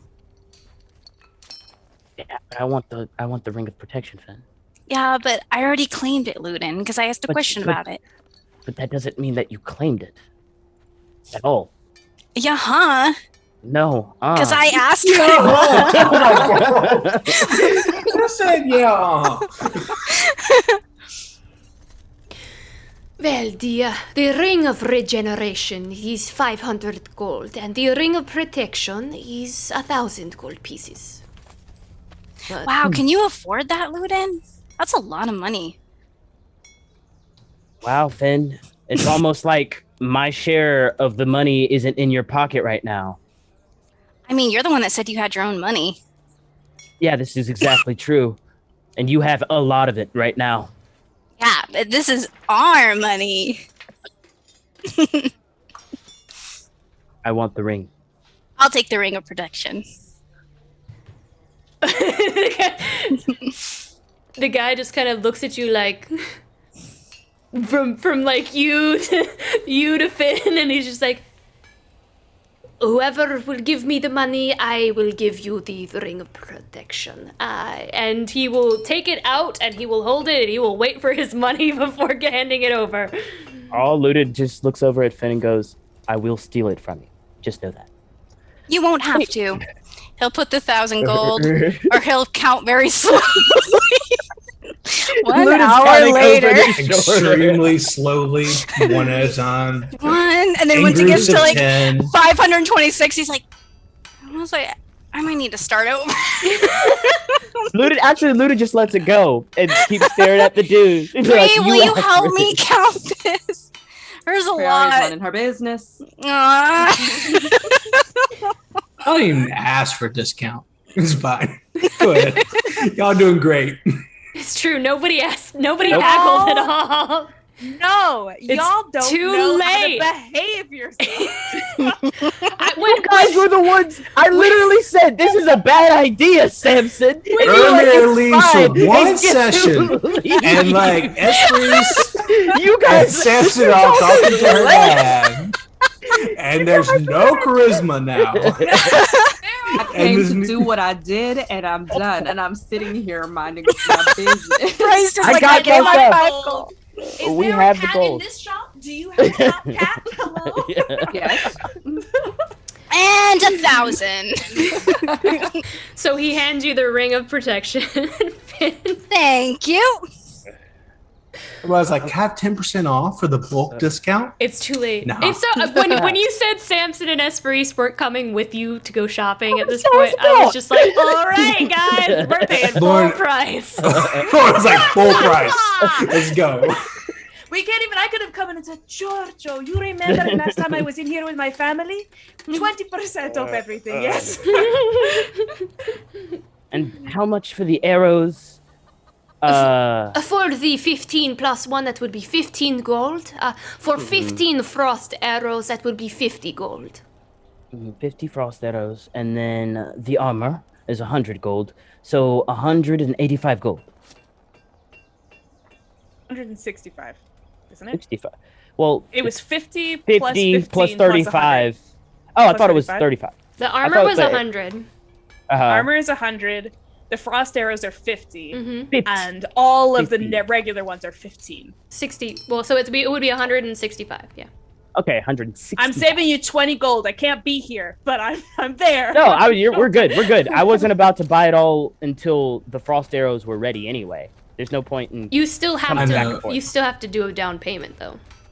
Of how much? So, Luden, are you paying that out of your gold, or am I taking it out of the party funds? Finn has our party fund, so I'm going to give 35 gold. Or how much is it for the frost arrows? 15. You keep saying 15 or 50. It's 50 for the frost. So Go. far, I'm okay, gonna so give- far we've for the racked plus up 1. 1165. Just give it all to me. Make So, it easy. so far, we have racked up 1165 in gold pieces.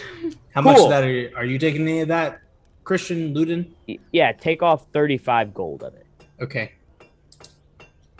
There we So go. 130. Are we buying anything else? I got my arrows. I got my armor. I'm Gucci. You Gucci. All right. I'm Gucci. We're good for now.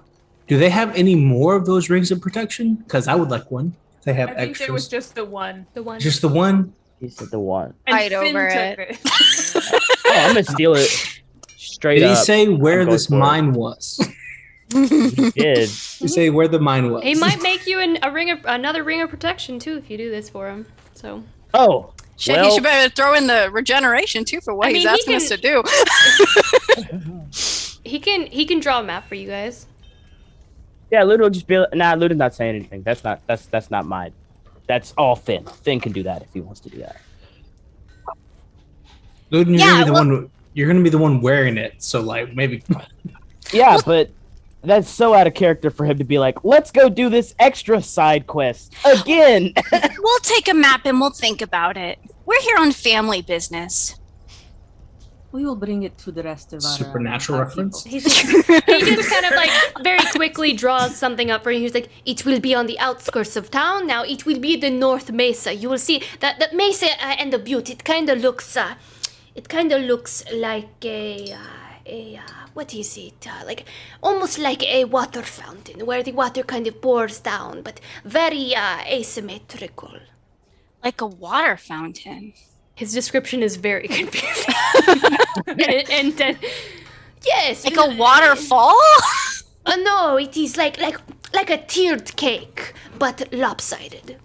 So like a cake but a water fountain. You got it. That sounds right. That sounds roughly correct. Yes. Okay. And what will we get from this A walking exactly? You can have the belt of frost giant strength. And that's it. What if we bring you back some materials? If you bring back the materials, I will give you the belt of frost giant strength. which is worth a ton of money and awesome in combat. Yeah, all of these things just aren't clicking. Okay. Oh, that sounds lovely. Thank you. Okay. Luden's gonna be ripped as shit. Let's go. And you guys leave? Yeah. Nobody asked for anything extra. Okay. Okay. Are we supposed?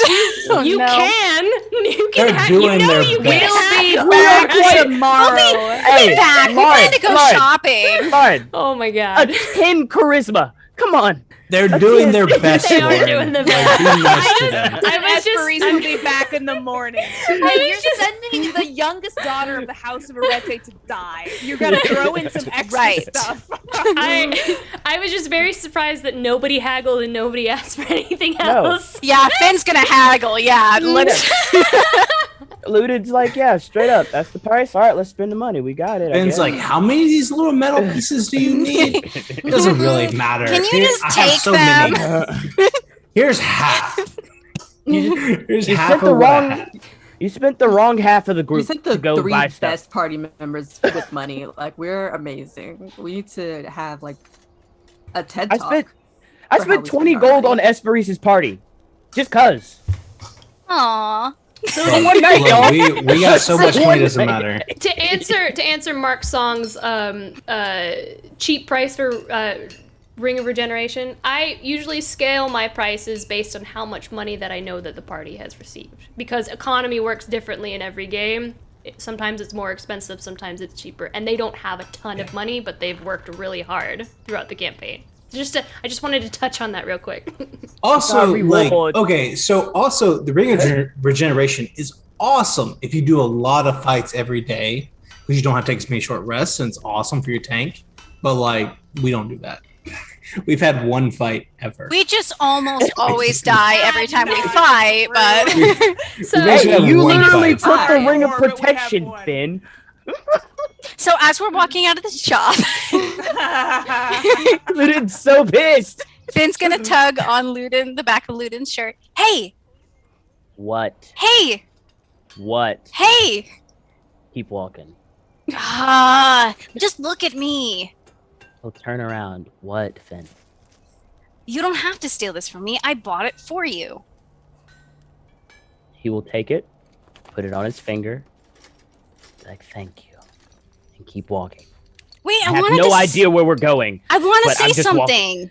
He'll I turn bought you around. something. Would you at least listen? What, Now you have to Finn? listen because I gave you a present. Look, I'm sorry about the way I reacted when you told us about everything. It was just mostly out of shock. And it's really terrible what happened to you. Thanks, Finn. Makes you feel any better? I don't blame you. At all. Like, at Really? all. Like, not at all? Not at all. Not one bit. But I meant what I said. Thank you. Yeah. I promise that I'll find like an answer or something for you.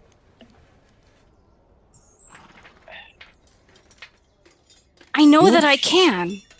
Do what you need to do, Finn. I doubt an answer is going to make me feel any better.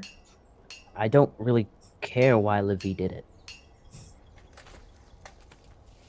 I mean, I much rather would have died with my mom. I get that's kind of bleak, but it's the way I feel. No? I guess so. You know, when we had that conversation in the library where you said, you know, you feel feelings and it's not like you can really help it. I understand that. I mean, it's still really sad. I'm glad that you didn't die with your mom because then we never would have met.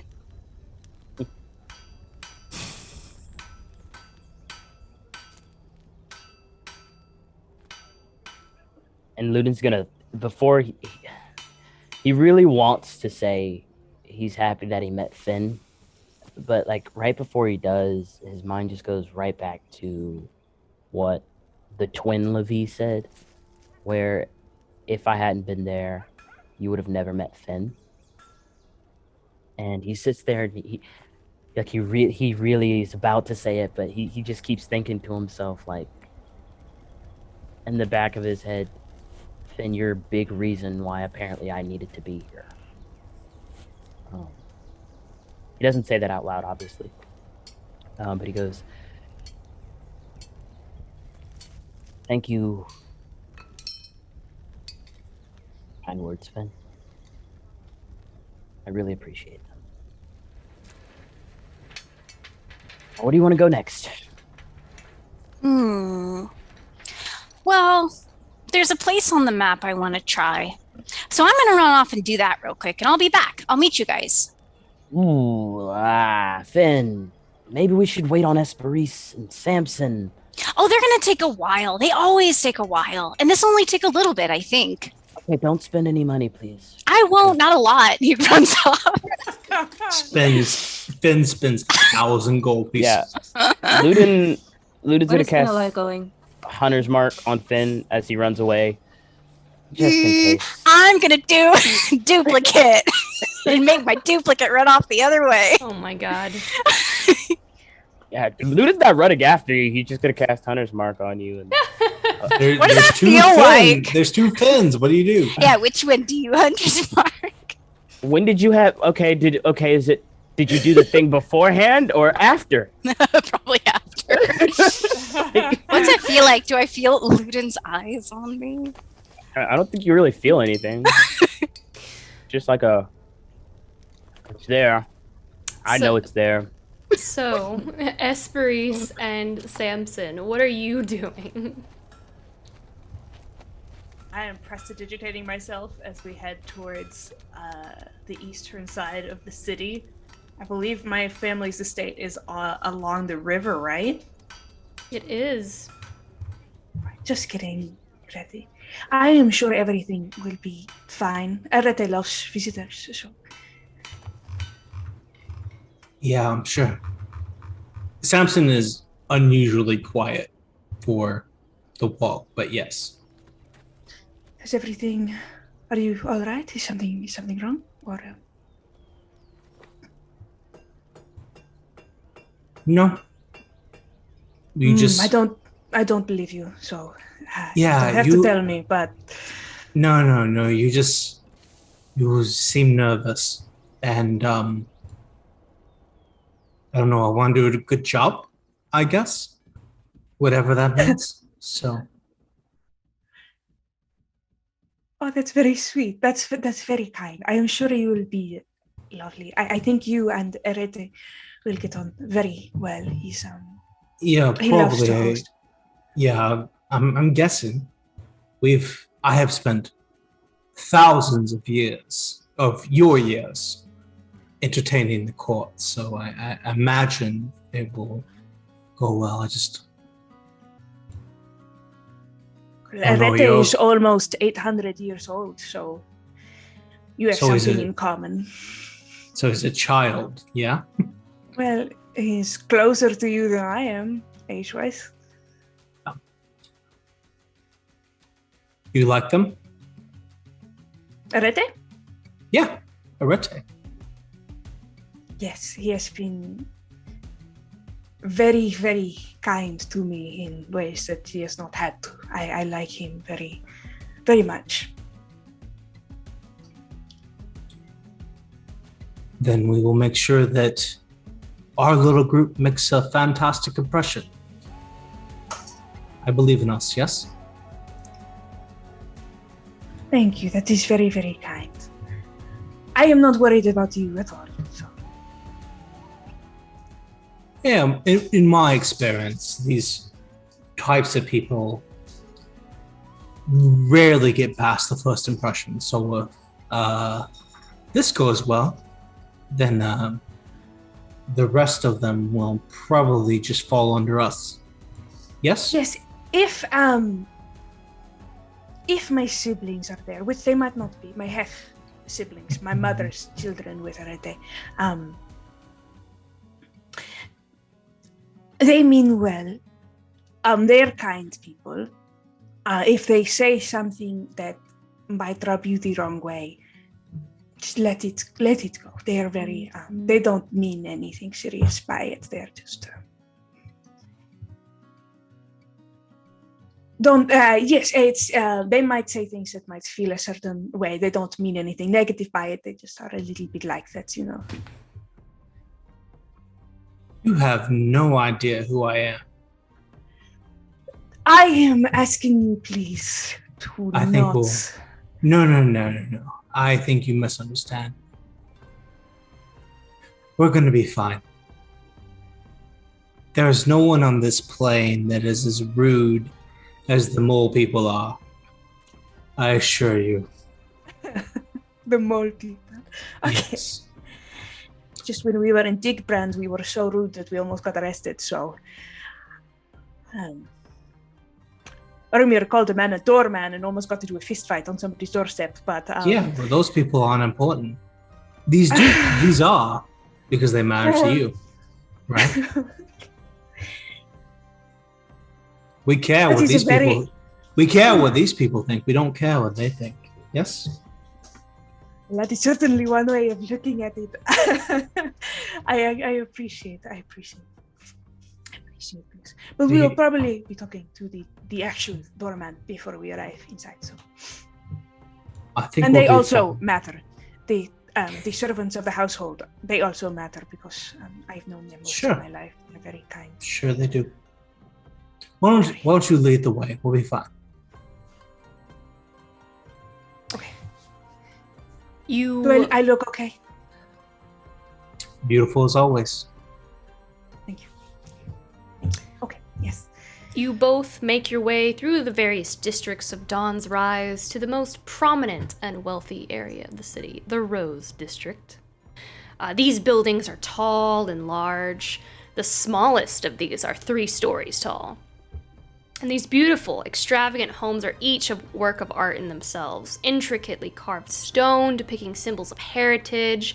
Others are carved out of wood, the polish just kind of shimmering in the sun. Others you might even mistake for a church any other place you've ever been, with at least 5 pillar candles filling each window and each windowsill overflowing with golden honeysuckle. And you approach Hesperis' home. You actually cross a bridge onto an islet on the other side of the city, just kind of on the outskirts. You can see that on the map there. The outside of the home is stone without a single straight line. Think the Casa Batlo in Spain, and I hope I'm not butchering that, but if anybody looks up Casa Batlo, Battlo. This is essentially what the outside of Hesperis' home looks like. Just the embodiment of Art Nouveau. Colored mosaics and purples, greens, and oranges that kind of clump and cling to the walls like wisteria. You almost mistake it for clinging vines and actual blooms. Balconies that flute open up like tulip bulbs down to the streets below. And the home is 5 stories tall with 4 French shutter windows at each level, with the exception of the top level with only 2 windows as the roof kind of curves up and bowls.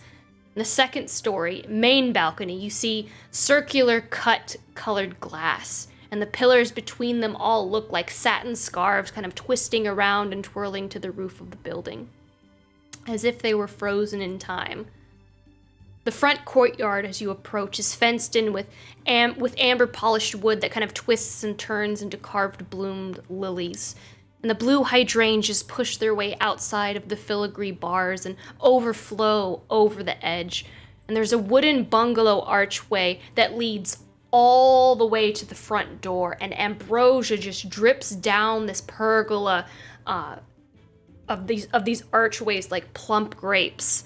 And you see 2 guards standing vigilant at the entrance of the gateway to this very fragrant home. Hesperis, you know these 2 individuals as Martin and Cavlium. Right, well, if Samson looks ready to approach, I will continue forward. Hello, Martin, hello. Oh, yeah? Go ahead, Samson. No, I was just commenting on how beautiful everything was.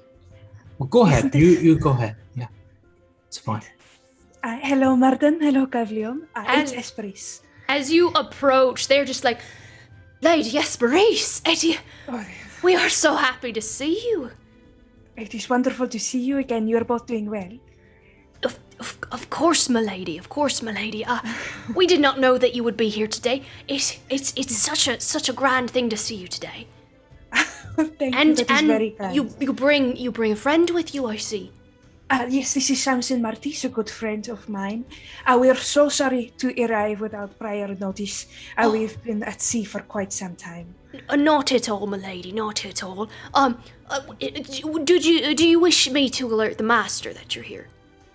Well, our party is a little bit larger. We wanted to see if perhaps, if, of course, Rete was free to see us, or if we could stay for dinner or tonight. But I don't know if he has guests already. I will alert him, milady. I will go in and I will check for you, and I'll be right back. And thank you so much. And he walks in, and Cavalium is left. He's just kind of sitting there like,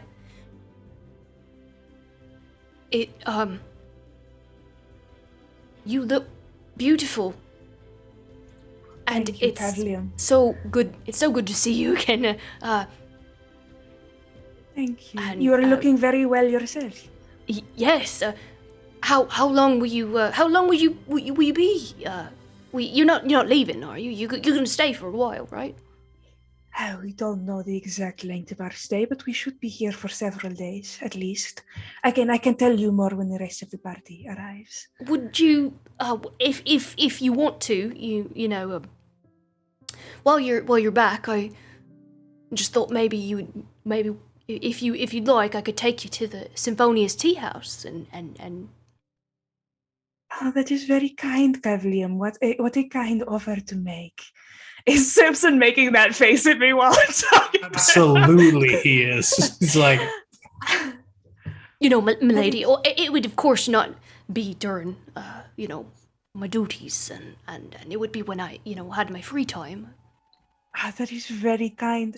It is most of my friends' first time in the city, so it would be. I would not feel kind to leave them without a host while they're here.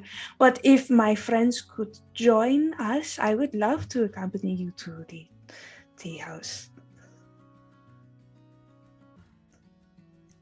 Yes. They can also. How many are there? There are 6 of us total. 6. Six. so I'm pretty sure it's only 5 of us. 5. What? It's right around that number. Cassius is coming, is that? Is Cassius coming? I thought he was busy. Well, we will see. Somewhere around I that. cannot make any. Snog is not coming, Christian. I don't care what you wrote in the message. We will. I cannot make any formal plans until I have everyone here. But I will. It is such a kind offer. It sounds like a lovely time. But I will let you know after dinner. All right? Course, milady, course.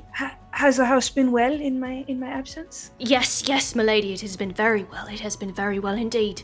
As it always is, a pillar of the community. Thank you. I'm so glad to hear it. As this awkward moment steeps, and he just kind of like twiddles his thumbs, avoiding eye contact, Martin will return. He comes back out and he goes, I keep mixing up my Irish and my English right now. The master, he is absolutely overjoyed that you're back. Absolutely overjoyed. And there is space for all of you. I told him how many, and he is absolutely overjoyed. Fantastic. There are several who are not with us now. All 6 have space? Yes, plenty of rooms. Yes, plenty of rooms in this house. And he has requested any special he has requested I tell you verbatim. He will make anything his diamond requests for dinner. Well, that's very kind. Oh, let me see. A vegetarian option will be necessary for tonight. And there is Samson. Would you like anything to eat, or will you be sticking with your regular diet? I mean, just whatever's the regular will be fine. Yes. Yes, many of my guests tonight are not from the area. All of them, actually. So, anything special to the region, of course. I am just so happy to be home, of course. I will make him aware of the dining situation, and he just requests that you give him some time to get things situated in the household so that you all, he wants to make sure that all the rooms are prepped, and of course that you all are all as comfortable as possible. But he is very eager to see you, milady. Yes, tell him that I am so delighted to see him as well. At what time shall we return, and is there any kind of dress code that we should be aware of? Oh, he has told me that you have probably traveled quite far, and there's no need for any super formal, but I would suggest something, clean. Yes, of course. As he just kind of like tries to respectfully look down at like Samson's very muddy shoes, probably. I totally did not do that. You've been traveling. Your boots are probably. My shoes. Before I was like, I moved my shoes and my entire outfit one socioeconomic level above. You're right. I apologize. You did say that earlier. They may look nice, but they're still dirty. Okay, so first of all, rude Finn. Don't bring that energy to dinner. Out of curiosity, are Paulai and Indias, are they joining us this evening? Are they in? They are inside, but I do not know if they will be joining you this evening. Excellent. Well, it will be so wonderful to see them again as well. Of course, milady. Is there anything else I can do for you?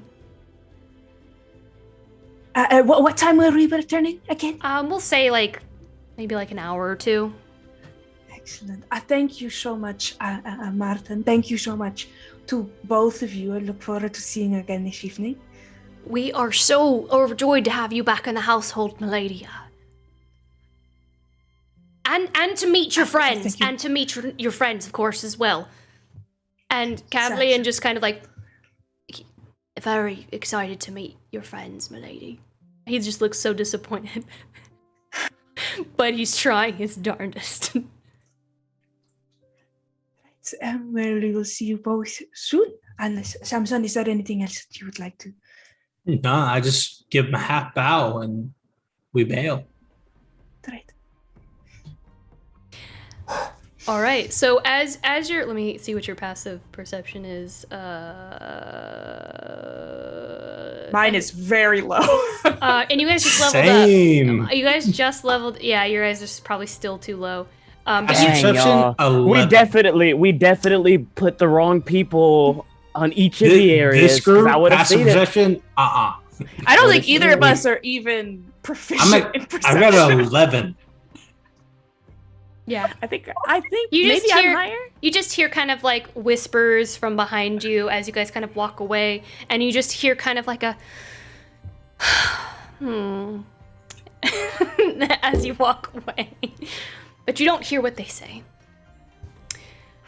All right. Stagger a guess. With that, I think we're gonna take our break. When we return, we're gonna see where Finnalai went, and we're gonna meet Hesperis' family. And boy howdy, is it gonna be exciting. So, we will see you guys in just a minute. Stay tuned.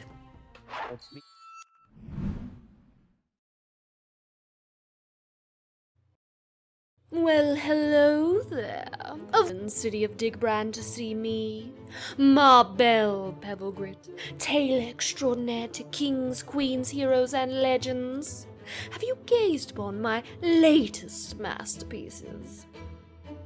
Yes, this one for you. Don't you see how it calls to you, speaks your name? You are gorgeous, darling. The colors, the line work, the gods weep in the presence of your beauty. No one has looked more stunning in a pebble grit design. Please, I cannot bear to gaze upon your perfection for too long. You can find this mesmerizing merch at inkinlyre.com. Go and unleash your fabulosity today and help support Ink and Lyre. Do stop by my shop again. You simply must tell me about all that adventuring thing. Well, ta-ta, darling. Extra, extra, read all about it! What's that you've got there, mister? Why, this right here is 9 Realms Gaming. 9 Realms Gaming? That's right, top-notch gaming accessories made from some of the finest woods this side of the city has to offer. We got your dice vaults, we got your dice towers, dice trays, hero vaults, you name it. Oh my! Careful now, don't swoon into traffic. You can mosey on down to their website now. Use exclusive partner code LYRE10 to get 10% off your purchase. What was that code again? That's LYRE10. LYRE 10 at 9realmsgaming.com. Hurry, they're selling like hotcakes.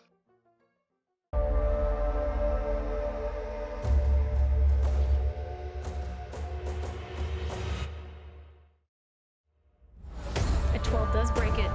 Really?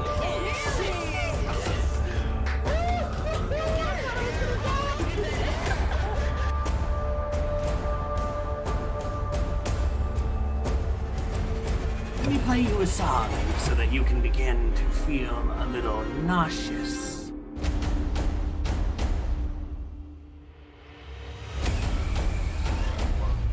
Yea, though she walks through the valley of Ikea, she shall fear no wardrobe. All right.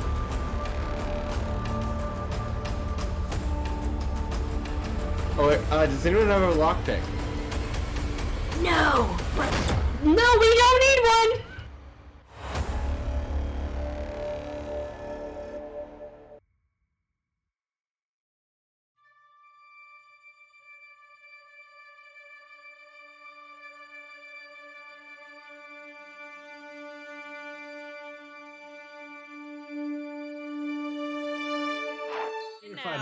So we do it for the bun. What's up? I'm here to fight an aboleth. Let's go. We were just talking about, I was like, hey, Louis wants to see y'all fight an aboleth. I'm just saying. Yeah, we're back. I know. I'm telling him. I'm sorry. I didn't know. I was like, informing him. we're back. I know. I have to tell them that we were talking about this very important information. As I chew on my gummies here, like a toddler. Yum, yum, yum, yum, yum. All right. So, jumping back in. Finnalai, what are you doing? So Finn is walking down this bustling street full of colors, and dancing and singing, and he's just beaming the whole time. He's like looking around. He probably bumps into a few people because he's just walking into them from looking around so much. And he finally kind of like, okay, all right, I don't have a lot of time. I need to find like a directory or map or something. Okay, does he find something like that? You can walk up to any local. There's guards that are kind of like all throughout the city.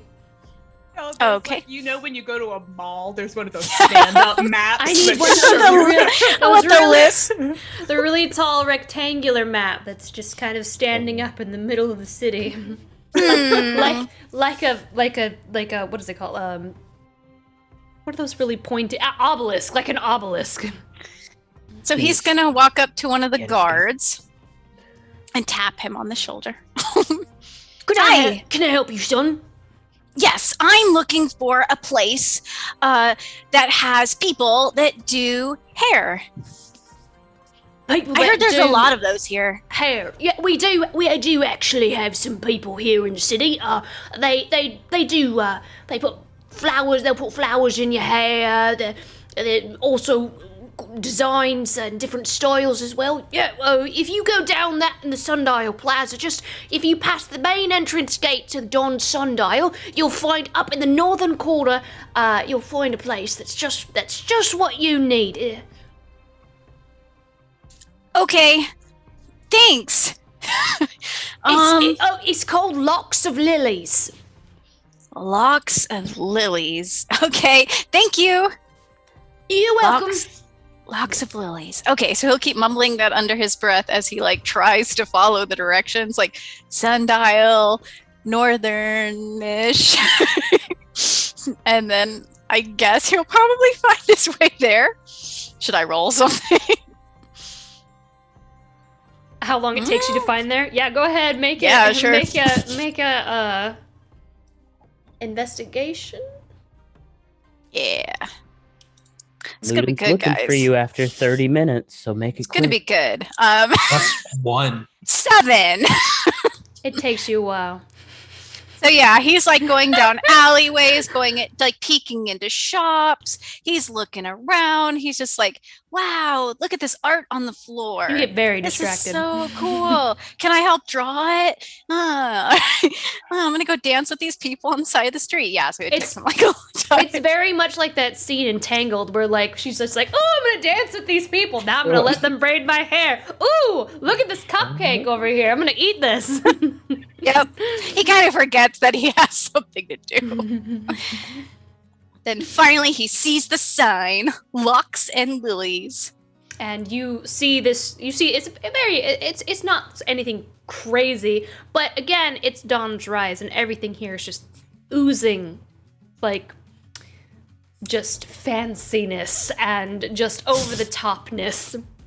And you kind of walk up and it's outdoor. It's actually outdoor and there's like these kind of like trees that have been kind of pruned up to the fence with flowers kind of coming off of them.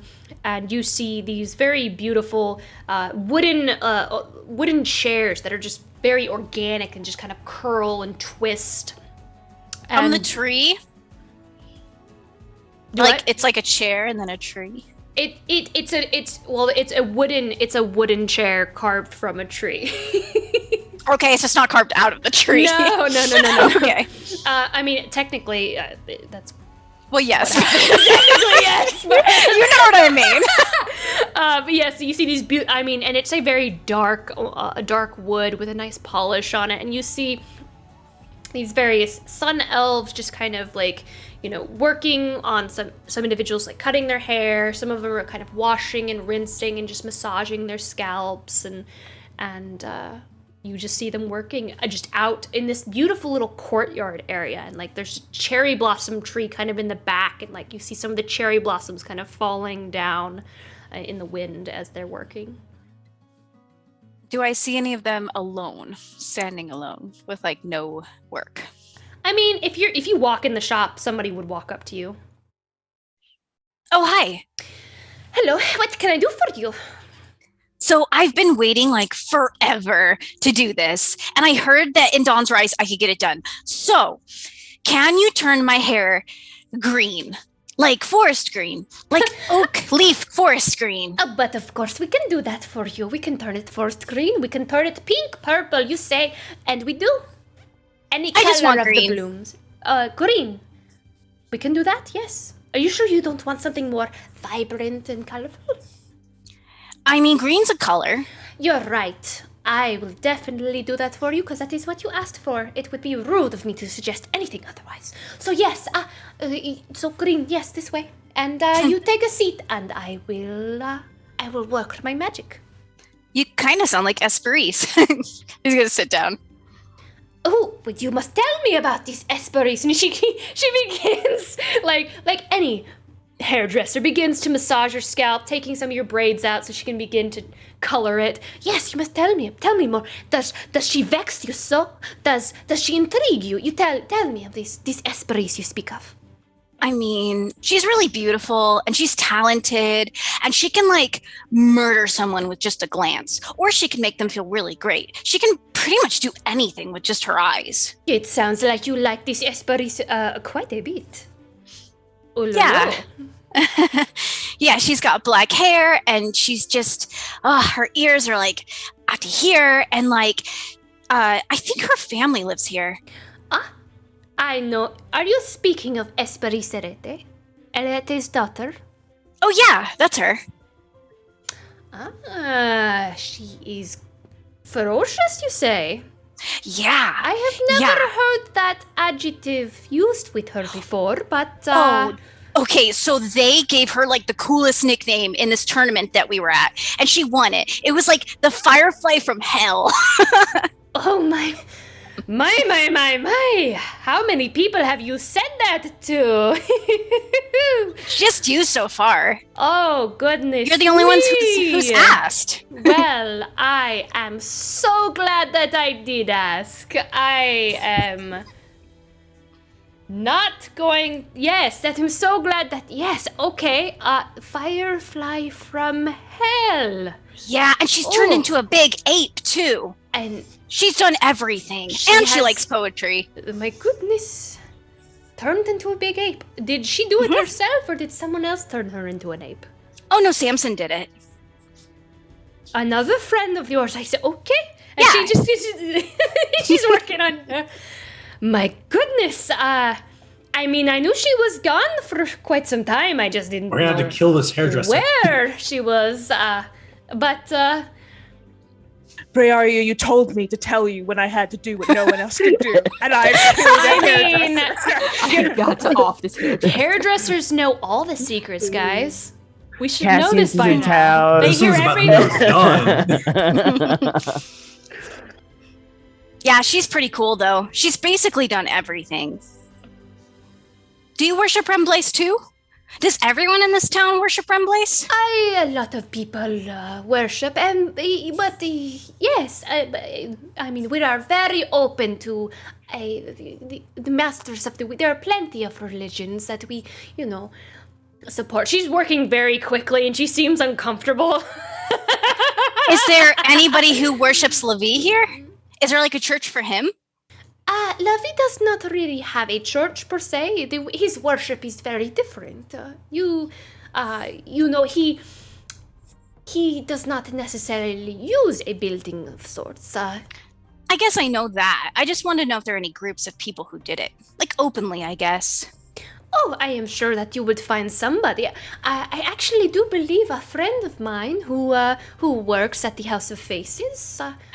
Really? Yes. Wow, thank you. I'm gonna have to go there next. She calls him her muse for her, her talents. He's a muse for her. Wow, that's so cool. Okay. So she finishes, and you now, having this conversation, you now have dark moss green hair. Yay! This looks so cool. I've never done my hair before. I was never allowed to before, except for braid it and all that boring stuff. Now you have something that is new and wonderful, and you look magnifique. Thanks. Do you guys do this thing too with like ears where you put a needle through it? I do not, but my friend Boris does. Oh, okay. Hey, Boris. Yes. Can you pierce my ears? I saw it from a guy named Theus on a ship that I was on a couple months ago, and I want to do it. You want pierce? I pierce. 2, 3, which ear?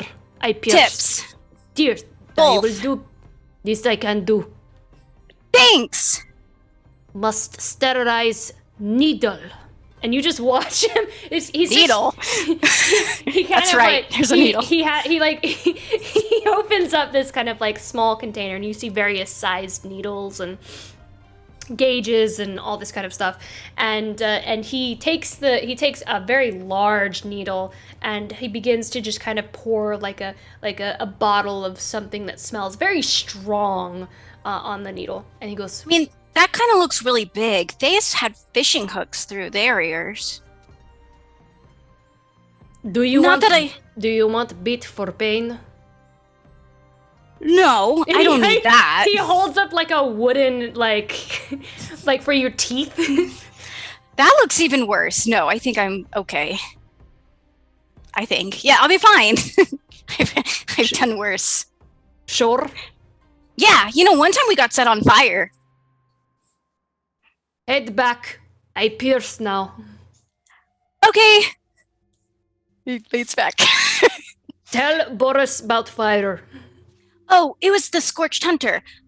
We were battling him, and pierces your ear with in the middle of your story. And he goes, shh, it okay. Okay. Let out. I feel like this is worse than getting set on fire. He goes over to the other ear and he goes. So anyway, tell Boris more about fire. Yeah, so we were fighting him, and then Luden, my friend Luden, he was pierces your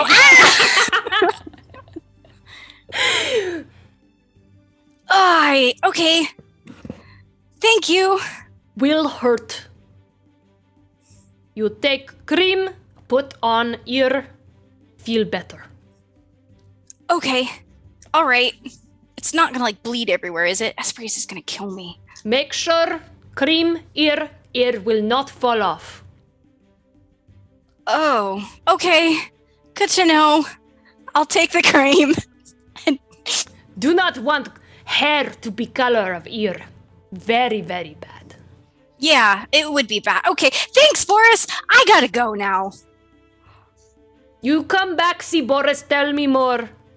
Yeah, for sure. Totally. Bye. And bye, hair lady. I don't remember your name. You never asked her name. Bye, hair lady. She is so thankful you didn't. That will be for the 2 piercings, and we'll say it's a gold for your piercings. Don't even give Finn a number. And, he's gonna reach in his pocket and just whatever comes out. For the hair dye, we'll say that's another gold. I'll dig in and give them 5. Of course. Thank you. Thank you very much, and please do come back and see us. We are so happy to accommodate you. Yeah, of course I will. I don't know if we'll be in town very long, but I'll try. Bye. And she waves Finn farewell. tips 150%. Wow. All right, now I gotta go back and find the others. Luden has been looking for you after 30 minutes past the rest of the time, and probably hopefully dragging Prayaria along because she's tall and can probably still see over more people than he can. But Prayaria is following, eating various snacks, and also helping to look for Finn. Yeah. And we'll see you guys at a distance. Be like, oh, look! Pray! Luden, look! Hi, Finn! Hi! That is Finn. I'm surprised you recognized me. Yeah. I almost did not. Do you notice something different about me? You can't do that. Something different. What do you mean I can't do what? We can't just run off in a city that we've never been to before. No, it's fine. I just did this. Okay. I also did this, but I have to put this cream on or they'll fall off. Let's go find the others. Oh, thank you. I'm gonna start braiding my hair like this so that I don't hide them anymore. Okay. Let's go, guys. Let's go. At this point, the rest of the group will meet up with you in the Sundial Plaza, where all the other shops are. Hi. Oh, Finnalai, you look so nice. Thanks. You like it? Yes, it looks very, very nice. You got your insight check. I am looking at Go ahead. Hesperis. Same. Y'all wrong. I don't know. I'm so surprised. I just don't know. I rolled a 13. Okay, are you doing it too? No, she's supporting Finn in his choice. Okay. Samson, you know when somebody really does something and you're like, I should support that. That's what Hesperis is supporting, this big choice that he has made in his presentation. It doesn't necessarily mean she likes it. Just you really did something, buddy. Like, good for you. Yes. No, that's very nice. I've been wanting to do this forever. I've been wanting to do my ears since I met Theus. Oh, yes. I think they really cool. Yes. And why the green? Oh, well, green's kind of my color. And it's kind, That is true, I suppose. How did everything go? Well, it went very well. They will be able to host us for dinner tonight, and then I believe rooms afterwards. We should each be able to have our own room, which will be very nice. Yes, Luden, I'm also very excited. So Tali and Arete will be here. Also my siblings, or my half-siblings, and Dias and Polai will also be there with us for dinner. They might or might not be joining us. But we were informed that no formal kind of dress code, but we should be clean. So I might prestidigitate everyone to make sure we are ready. But we have about an hour or so before they are ready for us. So we can make sure to give Snonk a bath too, so that way he's extra clean. They do have spaces for animals in yes. The bar. I mean, he's coming with us, isn't he? I will ask. I don't know if they have specific places for animals at the table, but they might have in the kitchen or a place for him to eat. I will ask. Yes, and I will get that arranged, of course. Okay. No insight check required. Yeah. I mean, and Luden just, he points to his clothes again. Like, it's definitely not like Luden to be carrying what he's wearing. And he'll just go, can I get rid of these? Do you want to go shopping? Kind of done I'm trying to get rid of everything that I had because of Lavie, if that makes sense. And this is kind of a lot of it right now. Okay. This makes complete sense. A new beginning is excellent. That sounds good. If you are wanting to go shopping, I know an excellent place. And I have also, if it is not too much, I have been, sort of, with your coloring, you're a little, I think, you're an autumn, certainly, on the warmer side. I think you're a dark autumn. So if you're moving in a certain direction, I think moving in the direction of like a rich teal or a darker, warm maroon brick color might be very nice. I can, if you're open to shopping, I have some things to point out that you might be interested in. I've worn green most of my life, so have fun, I guess. Yes, and we can go into, with the way that you want to present yourself to others to be more persuasive. There's a way you can present yourself. She'll go on in this way about how to present yourself in a certain way to achieve certain goals, and how we can do that by dressing in a more military way or something closer to nature, and blah, blah, blah, blah, blah, blah, blah. He will reluctantly take out that book that he hasn't used since freaking Digbrand of all of his Hesperis notes, and he will start writing down the persuasive ways to dress. Yes. Reluctantly, but yes, he will yes, start if you're writing. looking to look more formal and authoritative, we can move you in a militaristic direction. But if you want to be more grounded and one of the people, we can move towards something more natural, more linens and leathers. So it depends on what direction you want to go. Direction. Okay. Let's go. Interesting. Let's go. What doesn't stick out? Excellent. Of course, yeah. Prairie, are you also coming? Do you want to shop? Yes. You are a soft summer. Blah, blah, blah, blah, blah, blah. Oh, no, what's all of us? I want to know. Praise a soft summer. Finnalai, I think that you are a warm spring.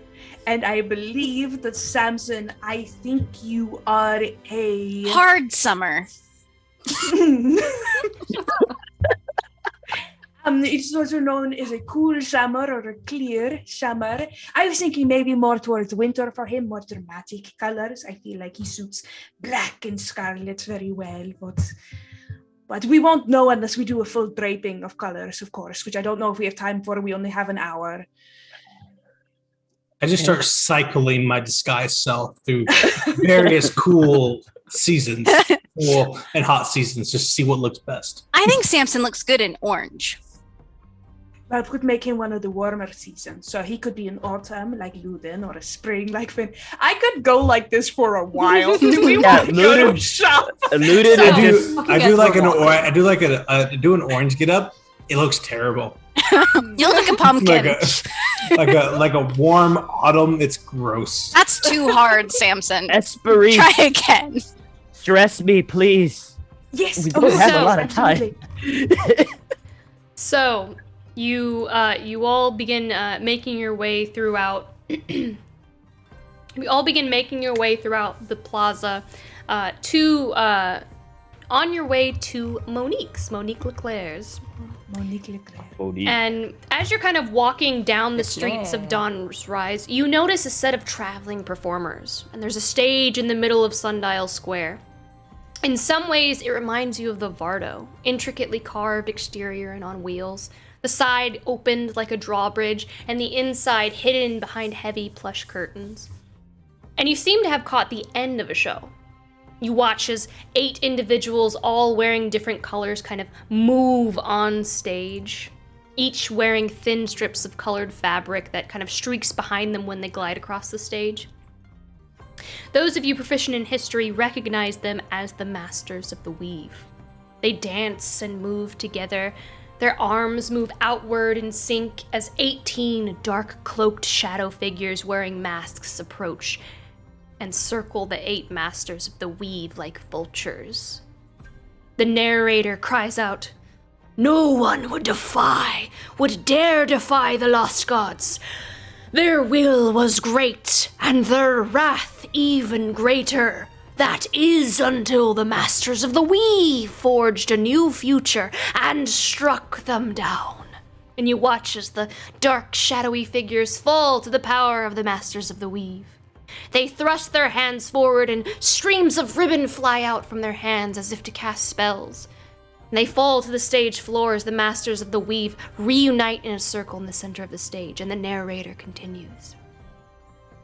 "Auroria's greatest heroes fell. The lost gods no more. And the Masters of the Weave have given all that walk this earth hope, a new life, and a new future." And then you see the actors bow and the audience begins to clap as the play comes to an end. Coins are tossed onto the stage, and 2 small children walk by in front of the stage with hats, and you see some of the locals and tourists dropping coins in the hats as they turn to leave. Woo! Yay! Masters of the Weave. That was a great show. I'm gonna give 2 gold. Finn is still holding all the gold. You walk up and you give them 2 gold, and they say, "Grazie." Somebody take it from him. I take the gold back from Ben. My power was short. The third less of what we started with. You continue onward. There's a lot of incredible street performances and theater in Dawn's Rise if we have any time for it. We should see all the shows. All of them. We've been invited to a tea house, so we might do that. Really? Are there shows there too? I'm not sure. I don't know if I've been there before, but we will keep our eyes open. What was this play called? What was the show called? You don't know. It didn't have a name. Luden was definitely watching intently throughout the entire thing, but he But wasn't saying anything. Those of you proficient in history can gather it's about like the war between the Lost Gods and the Masters of the Weave.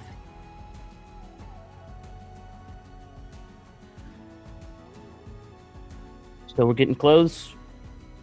Yes, okay. I thought I was waiting for someone to say something. All right, you approach, as you approach the larger shops of the Sundial Plaza, you see Monique Leclerc's, and nearby a couple shops down, you see Gordy's Gaggles.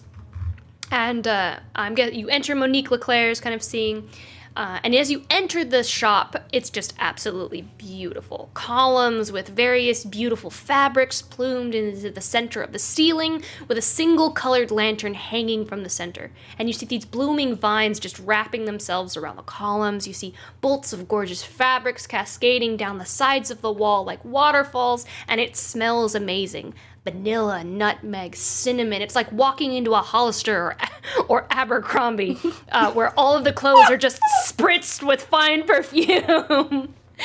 And you see a gorgeous, dark-skinned woman with flowing, wavy hair in various braids, and her eyes are just this golden yellow, and she has a smile that would entice you to purchase everything in this store. And she's currently helping a clumsy-looking woman that is just absolutely smitten. She has piled 5 different bolts and is finishing up a very extensive purchase before the shopkeeper notices all of you.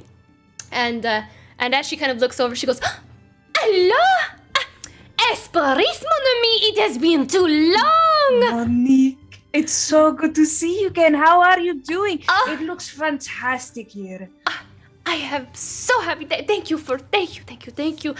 I have missed you. And who is this beautiful sauce that you bring in my shop, Hesperis? Please, you must tell me. Well, these are all friends of mine. They're all, I believe, in town for the very first time. Would you like to introduce yourselves? I'm Luden. Luden, Artben, and these are... I'm Finn. Hi. I'm Prearia. Preali. And this is Samson Martis. And Hello. It is nice to meet you. It is such a pleasure. Oh, please. And she just walks up to you, Hesperis. She does the double kiss, and she just greets, like she goes up to each of you and does the same thing. With consent. Who's just confused? He's just like, okay. Samson Do we have to do this to get dressed? Is what Luden is saying. Samson tries to reciprocate, but just assumes this is someone that Hesperis hates so much. Prairie just giggles. Well, I have not seen you in my shop in such a long time. I am so glad to see you back. Oh, please, what can I dress you in today? Well, I think tonight we had specifically, my friend Luden was looking for some new garments. We were having dinner with my family tonight. No formal dress code, but he's been traveling in this for quite some time. Was there anyone else who was looking for anything in particular, or was it just Luden today? I think myself as well.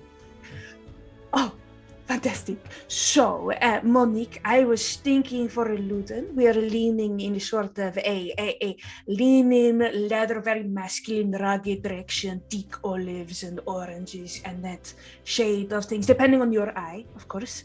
And then Priarie, obviously she has this sort of ethereal beauty, the soft summer, more muted colors. But Priarie, are you thinking of a direction for yourself?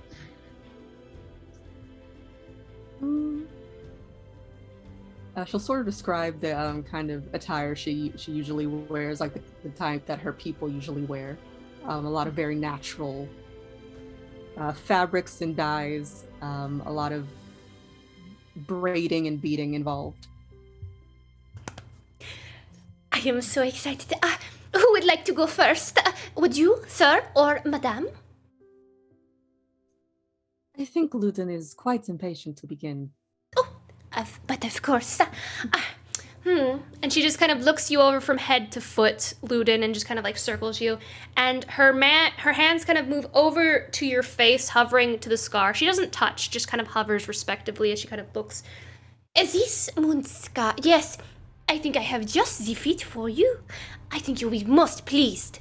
And she goes over and she selects a set of dark, she selects dark blue, and she also brings back it in olive and orange.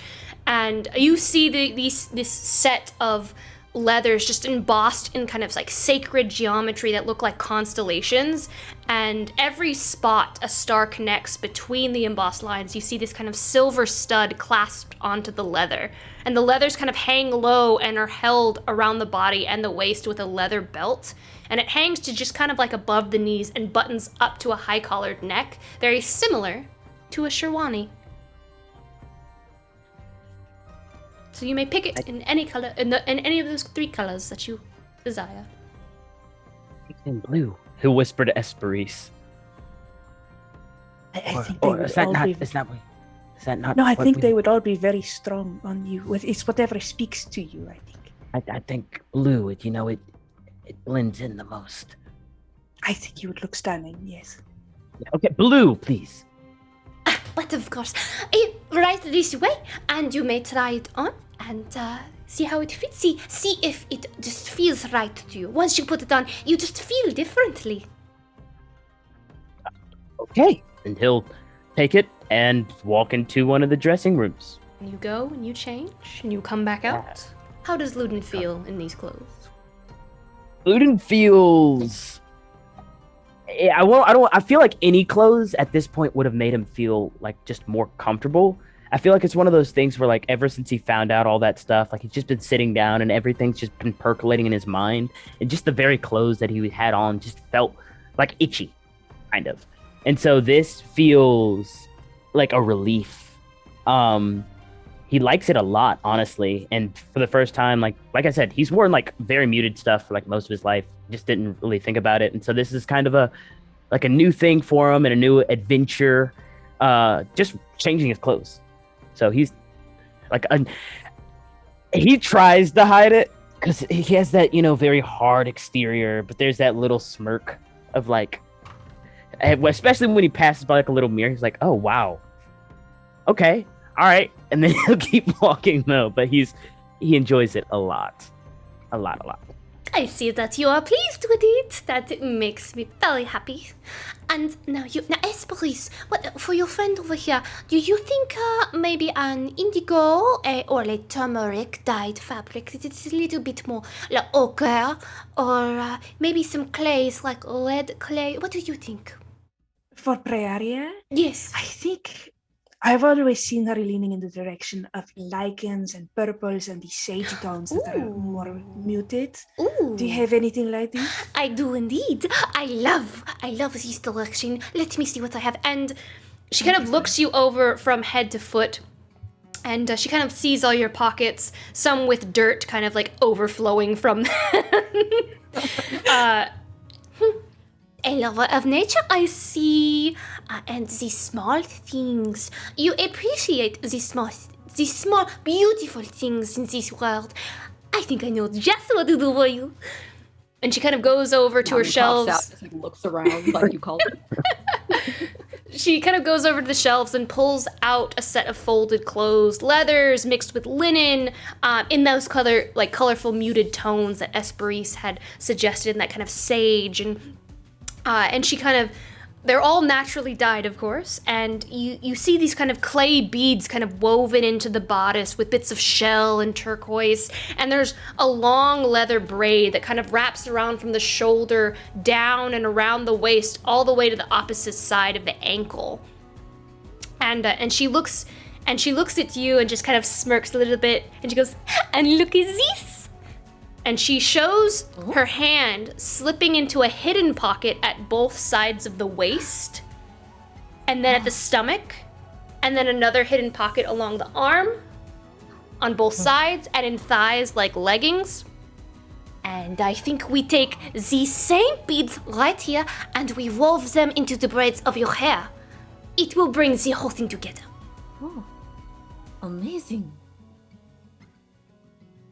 Prayer is very pleased. She's just like looking at all of the details and things, like remembering home.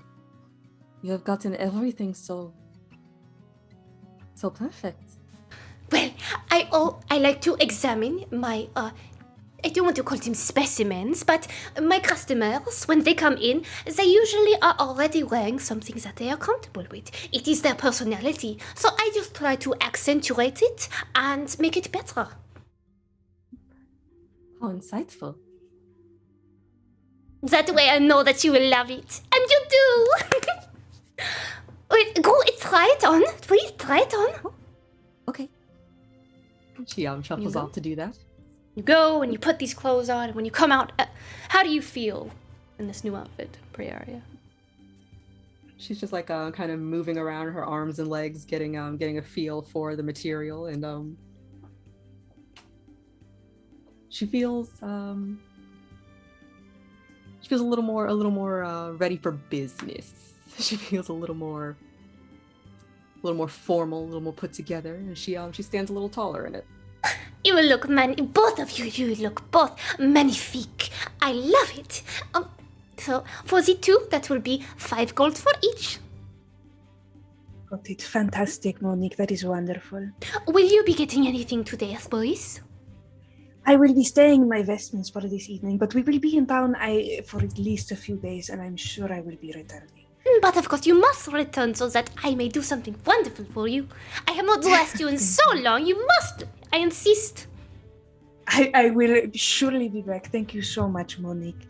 And I will give her 10 gold total. Is that correct? Yes, it's 5 for each outfit. Awesome. Good, because I am broke.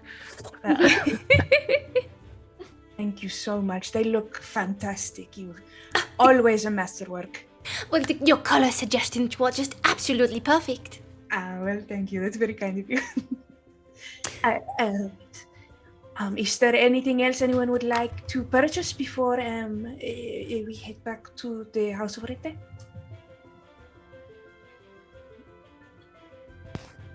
Oh, can we try to look in that place next door? I don't know. It's called Gaggle? What's a gaggle? It looks cool. I agree. It looks awesome. Let's go there. There's just a mouth on the sign that just kind of like it's laughing. The tongue is hanging out. I can honestly say that I've never been to that store in my life. I think they sell like lipstick or something. We can all do something new tongue? today. Sure. Absolutely, All right. of course. Yay! You look great, Prey, and you too, Luden. Thank you. Thank you. That color suits you much better too. I appreciate it. I think he likes it a lot. Seems that way. And look at all these pockets. He like sticks his hand in one of Prey's, like in the arm. No, there are so many. Wait, where's Rock Mountain? Where's Mountain's like in her hair. Which pocket is Mountain in now? Could be a betting game. You all go ahead. I was just gonna ask right then at the last bit. Did we bring DeFardo? Thought that when we saw the performers, do we have the Vardo? Or did I we think put that it was on like the boat? all of our like thoughts. Like, Yes. Yeah, we have the We had it Vardo, on. totally. Whoa. Where did we put the Vardo? Where did we It was put on the Vardo? boat. We got it off the boat. We Payeska'd our way here. Okay. Okay. Did we just park it out on the side of the bridge next to my family's house? Where Yes. Okay. All Does your right. family not have Vardo. valet? They do Like, not have valet. They probably have. Come on, valet. Martin. They have. Yeah. in the They garage. probably have a stable and everything, and a barn. And All right, stuff. that's cool. I was Instead of just wondering. Family racing horses. It seems like There's like 4 teenagers washing it right now, like at this moment. With Snonk and Volpa inside of it. Just that's another reason why I was asking. Is I assume then Snonk and Volpa are not walking around the city with us.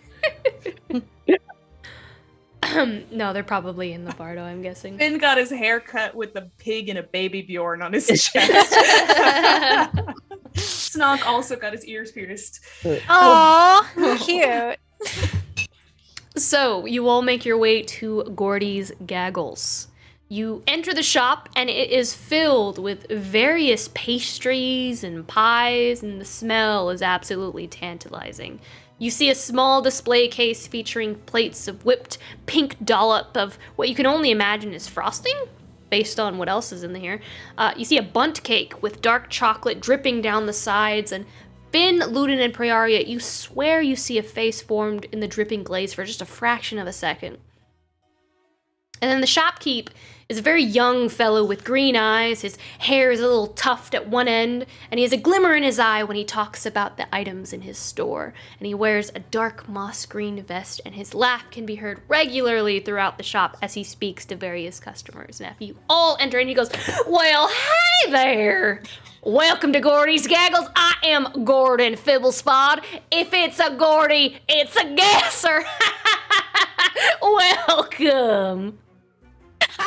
That was great. I don't know what you just said. What those words mean. Oh, is this like a bakery?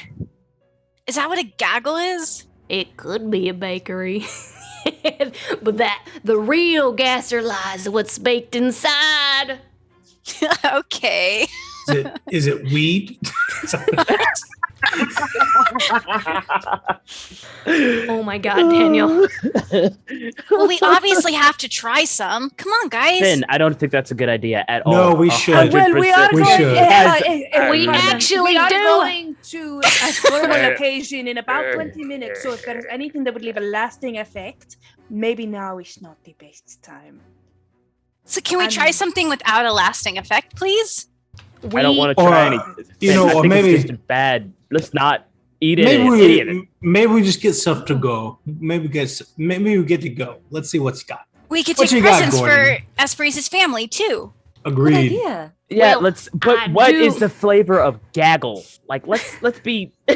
Well, that's just a bunch of geese. That one with the face looks yummy. Well, I actually do have some samples that you can try. They aren't long lasting, unfortunately, but you can get a stronger dose if you so wish. Do you want to try some? Yes! Yes! This is what I call a honka-bonk brew. And he pulls out like a couple small vials, and they're all different colors. Ooh. Can I grab one and drink it. Yes, Roll me a too. D6. Great. Can we drink 3 at the same time? Oh my god.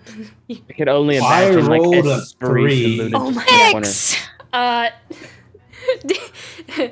Daniel, I'm sorry, also drinks one. Samson, you down one of the vials, and it tastes like carrots, right? And you down it, and after, like, your face turns a little bit orange for a second, and like Gordy just like rushes at you and pinches your nose, and you all hear a ah! And then he does it again. Ah! Every time he pinches your nose, you hear a woman scream. And then he does it. And then he goes over and he pinches your nose, your nose, Danny, and you just hear, "Good Lord, good Lord, good Lord, a ham, a ham." I love it. And he does it again, and it repeats. And then he goes and he pinches your nose, Reyna, Prearia, and you hear honk, a honk, ooga. Do they all sound like he recorded them? Like it's all his voice? Yes. Excellent. This is the best thing I have ever seen. Can I take a few of these samples? You will you can have a free sample with a purchase too. Okay, let's buy something, guys. Oh, let me show you what we got here on stock. Right here now, here's an elderberry pie. This one is a favorite, and it is what I like to refer to, a classic. You eat this pie, and you turn your whoever eats it to the eldest stages of their life. Samson, What's you could eat it. Your true Dude form. is over here. For how long? Torture pies. It's only 24 hours, but they turn into an old geezer. Guys, think of the possibilities. That could be great for disguises. Then he's creating torture pies. You also That's all he's get doing. advantage That's to all your these are. intimidation checks and advantage to your persuasion checks. It's called Off My Lawn and Butterscotch Candies. Luden, it's made for you. No, They're fun it's pies, not It's for torture you, pies. Luden. It's not for It's- me. You've acquired Leave your me true alone. form. Don't Your true buy it. form. Yes. I don't need yes. it. No. Lead into it. No, Lead we're me not alone. leading into Oh anything. my lord! What does this How- one do? Ooh, now this one right here, you may have seen it when you walked in here. This right here is what I like to call a holiday pudding. It will transform anyone who consumes the pudding into a holiday ooze for 8 hours. An A ooze? holiday ooze. Why? Like a slime? And you'll, Like I a mean, like a fruit cake for, or for flavor's sake, it comes with a hollyberry and, of course, hollyberry leaves. And yes, it does have sugared pineapple in it, sugared cherries, It as sounds- obviously. It sounds delicious. What do you mean by ooze? So you know how, syrup is oozy? Yeah. Yes. Yeah. You become a sentient ooze. But can you like breathe underwater or something like that? Or what's the point of being an ooze? Somebody eats you. Because it's darn funny. What isn't the point? How long are Now. you an ooze? For about 8 hours. 8 hours. Would your family like to be oos? That sounds so fun. I Now, don't think this one is a personal favorite of mine. I used it on my in-laws, and boy, was it a gasser. It's called the souffle of swapping. So you share this souffle, you share it, and whoever you share it with, you swap bodies with the person you eat it with. I have it in 3 strengths. You can do it for 8 hours, you can do it for a whole week, or 24 hours. And this is good for meeting families, yes? It's an amazing prank. I want it. I want it. I want it. It is my favorite, my personal favorite. Now, I also got a bottle of Gordy's patented bottle of comedy gold. Now, a lot of these, a lot of people have resistance to comedy, and this just kind of eases them into it a little bit. It's Luden insurance. and I are actually immune to comedy.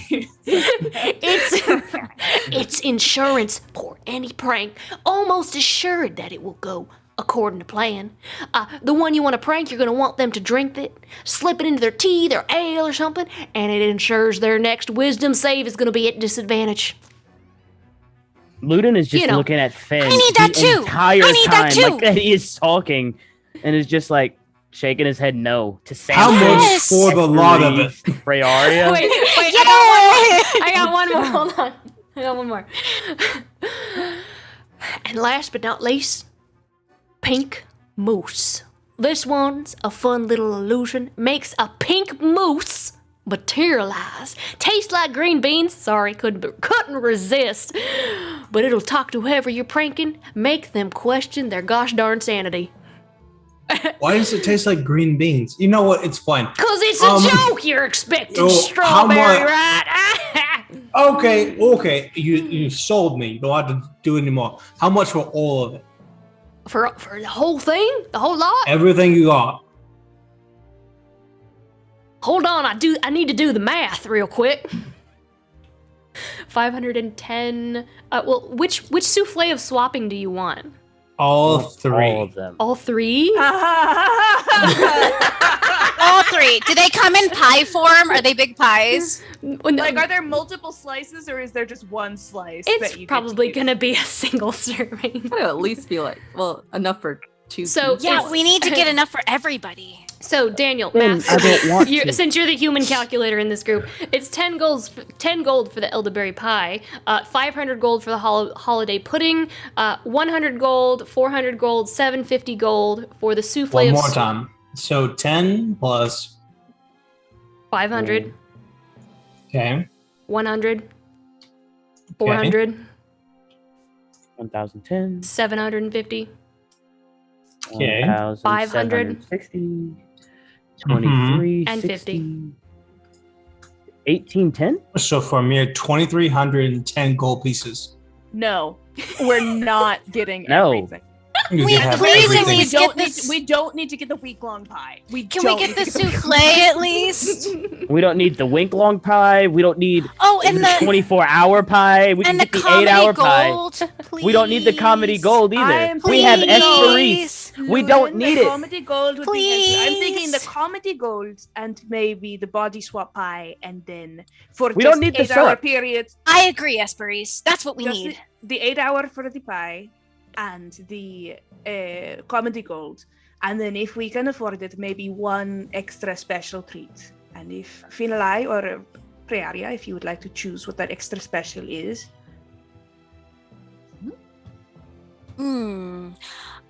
How about the ooze? But why? It just doesn't make sense. This guy doesn't get it. He doesn't I know don't. funny. We know, you It's know so what? funny. You He know, we doesn't just know need funny. extra comedy gold, according to Luden. He needs an extra dose. Oh my goodness.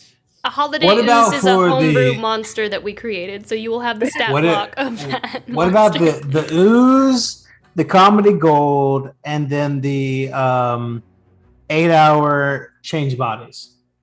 So Yes. 1,100. For all have that? Are 1,000. we good? I have no idea how much. Then what's it going to cost for the 24-hour We have body swap? 1,000 The something left. 24-hour one is 400 gold. All right, so 1,500 gold for 2 body swaps, an ooze, and a comedy gold. Tell you what. Yes. What if you gave us a discount for trying something new for you? I see your Yes. shop's a little bit empty. We could help out. That's because everyone's buying them. See, you all wanted to buy the whole store. Yeah, but we'll take the 4 of these for 1,200 gold pieces. wait, I was. Make a persuasion Is it- check. Is there an antidote to any of this? No. Well, that would be kind of counterproductive, partner, wouldn't it? No. These Yeah. are torture items. It would, Luden. Gosh. I mean, 11. the To antidote make- is the timeline when it is up. When the 24 hours are up. That is your Can we antidote. all make an agreement here before we hand any money over? None of these items will be used on Luden or any fun. of my family members. That's no I fun. rolled an That's 11. the truth. How much was it total? 1,500? Mm-hmm. Now it's 1,600. God dang it. 1,350. Deal. I do not agree to Hesperis' thing. He What if we goes, try- 1350, he goes to shake your hand. You shake his hand. obviously. And you just like, bzzz, and you just get hand buzzed by him. But it's like a little cicada beetle, and it just kind of like crawls over your hand. Hey, Arya, do your hand thing. We're not using this on me. She just honks her nose. It makes I the am noise. so, like, Luden is so serious right now. And we get some samples too, right? You told us we could. You do get to, with such a fine purchase that you made today, I'll give you 3. Thanks. They last Luden about cat. 5 minutes. 5 Luden minutes. cast. Yeah, well, they're Goodberry. samples. They're samples. You're getting samples, son. 5 minutes isn't so bad. He takes a glance at Hesperis, right? Do we agree that we are not using them at dinner tonight? Why would we Oh, use look them at at this dinner? thing over here. Yeah, Luden just casts Goodberry and puts 9 in his pocket and pops 1 in his mouth, and he's not trusting any of y'all with any Can you food look or at me? anything y'all give him. What's up, Hesperis? All right. If you use them during dinner tonight, you're going to have to find someplace else in the city to stay. Okay, fine. I won't Okay, use thank them at dinner. Thank What? Okay, sure. Yeah. Just not at dinner, please. You finish up at Gordy's. Are you ready That to was a make your way to mistake. Hesperis' house? Yes. Yes. That was a mistake, Hesperis. That was just a mistake. You did this. I did not do He's gonna keep anything. walking. I want everyone to have a nice Nope. time. I just want... You did this, Hesperis. Wait, Hesperis. okay, just to Hesperis recap, we got a 24-hour Can body you swap, write an it down? 8-hour, Yeah. 8-hour body swap. We got an ooze maker, and And the comedy Yes. gold. and then we got a comedy gold. Yes. All right. Just if you can write that down for me, or write that down for the crew, because I can't wait to use them. It's gonna be so fun. I wonder what being an ooze feels like, other than We'll being find oozy. out soon enough. All right, are you ready to make your way to Hesperis' house? Hesperis turns do around it. to introduce us, and we're all just ooh. Hesperis' hair is falling out from being so stressed out from you guys. Does Luden ooze 1, 2, and 3? So I'm going to say the same to you as I said to Samson earlier. Italian Arete is a very kind man. I'm sure he will get along with you very well. He's very welcoming and kind with guests. I did discover that my half-siblings, Paulai and Andias, might be joining us for dinner tonight. And they're also quite lovely. But if they say anything that makes you feel a certain kind of way, it is how they are. They don't mean anything by it. Just let it go. What are just their so you're names? prepared. Paulai is the man, and then Andias is the woman. You mean your brother and sister, right? Arete's children, yes. Oh, so not your brother and sister? They are They're my related. mother's. Yes. You say Indies? Okay. Andias, yes. Indies. And Diaz. We are ready. All Excellent. right. You look very nice. We're going to embarrass everyone. I mean, no.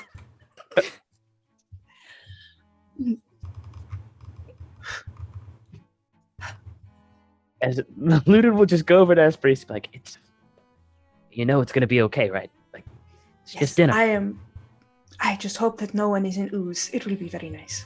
You just hear behind us, Breeze, wow! When we approach the house. Everything is going to be fine. You see the same house that I described earlier.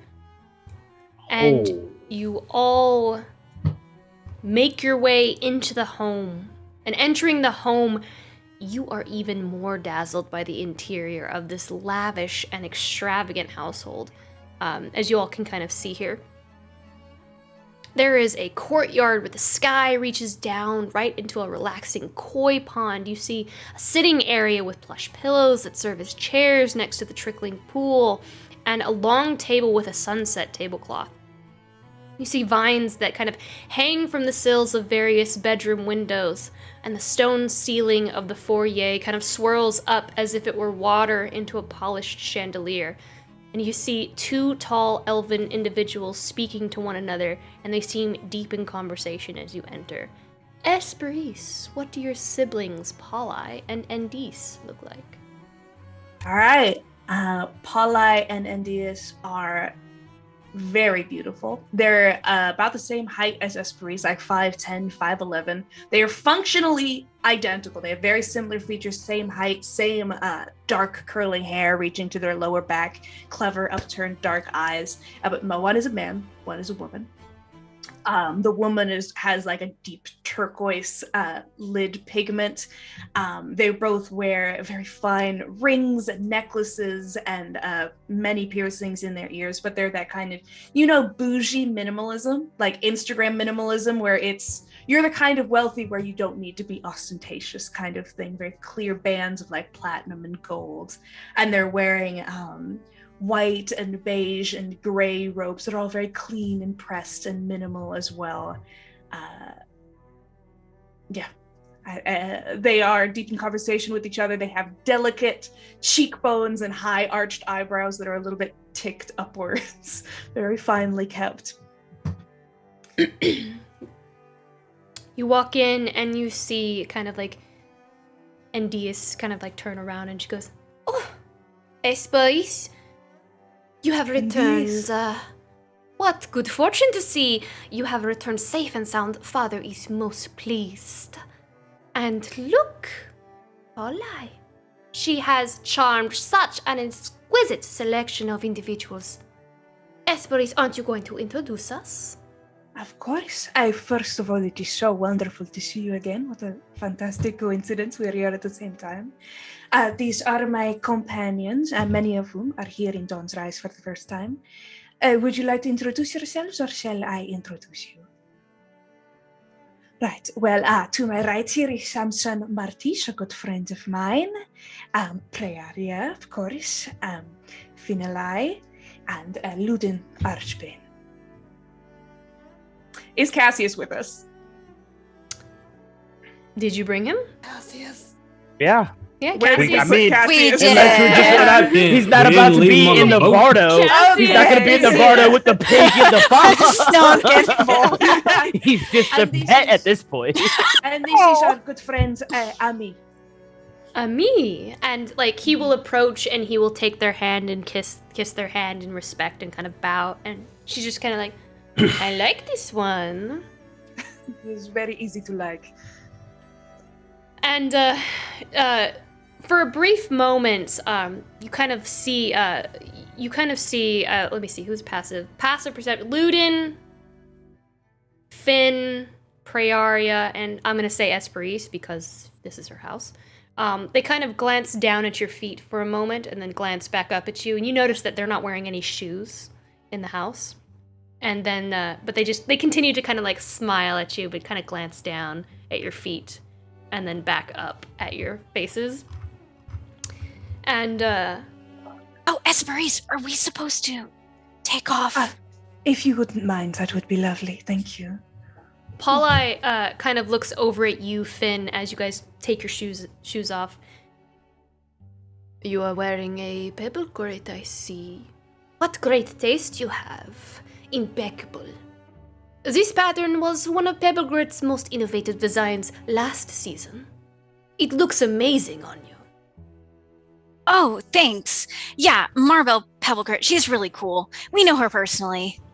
Yes, we actually, we just returned from Digbrand. On business, of course, with Lord Burnsilver, Lord of Trade, Overseer of the Barter's Ward and Digbrand's Trade. He mentioned seeing you in the Den of Honor, the Firefly from Hell.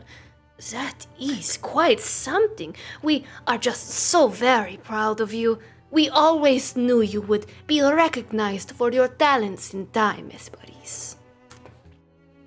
Well, thank you. It is so kind of him to mention me. I am glad to hear that he had good things to say.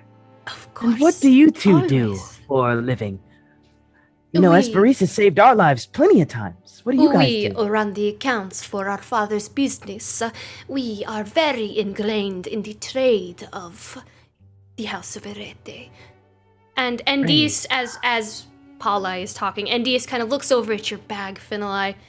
The one strap kind of dangling and frayed, the other strap holding on with what little is left. Oh my goodness, that must be so uncomfortable. Please, you must let me fetch someone to the market. Get you a new bag that isn't frayed or broken. A bag of holding, perhaps? And then Endius kind of looks at Hesperis and then back at you, Finnalai. I am so sorry that you had to carry that around like that. Please, I insist. A new bag, you deserve it. It's the least we can do after you carrying it like that all the way to Dawn's Rise. Oh, thanks, but it's fine. I really like my bag. It's nice. I mean, it's a little beat up. I haven't really had time to stitch it up again. Well, you must let us send for someone to mend it for you.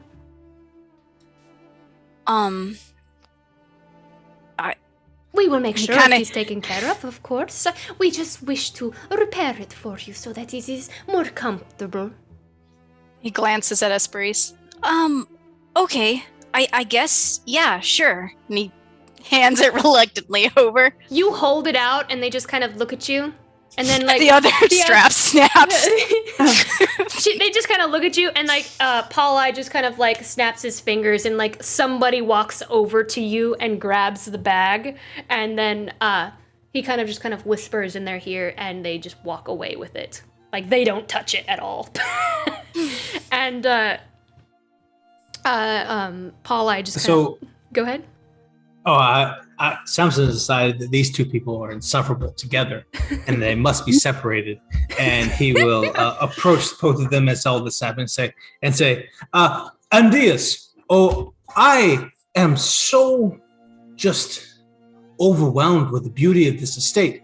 Could you give me a tour, perhaps? That would be so lovely. I would so much appreciate someone who grew up here and loves this place to just show me the ins and outs. Would you care to escort me? And I offer my arm.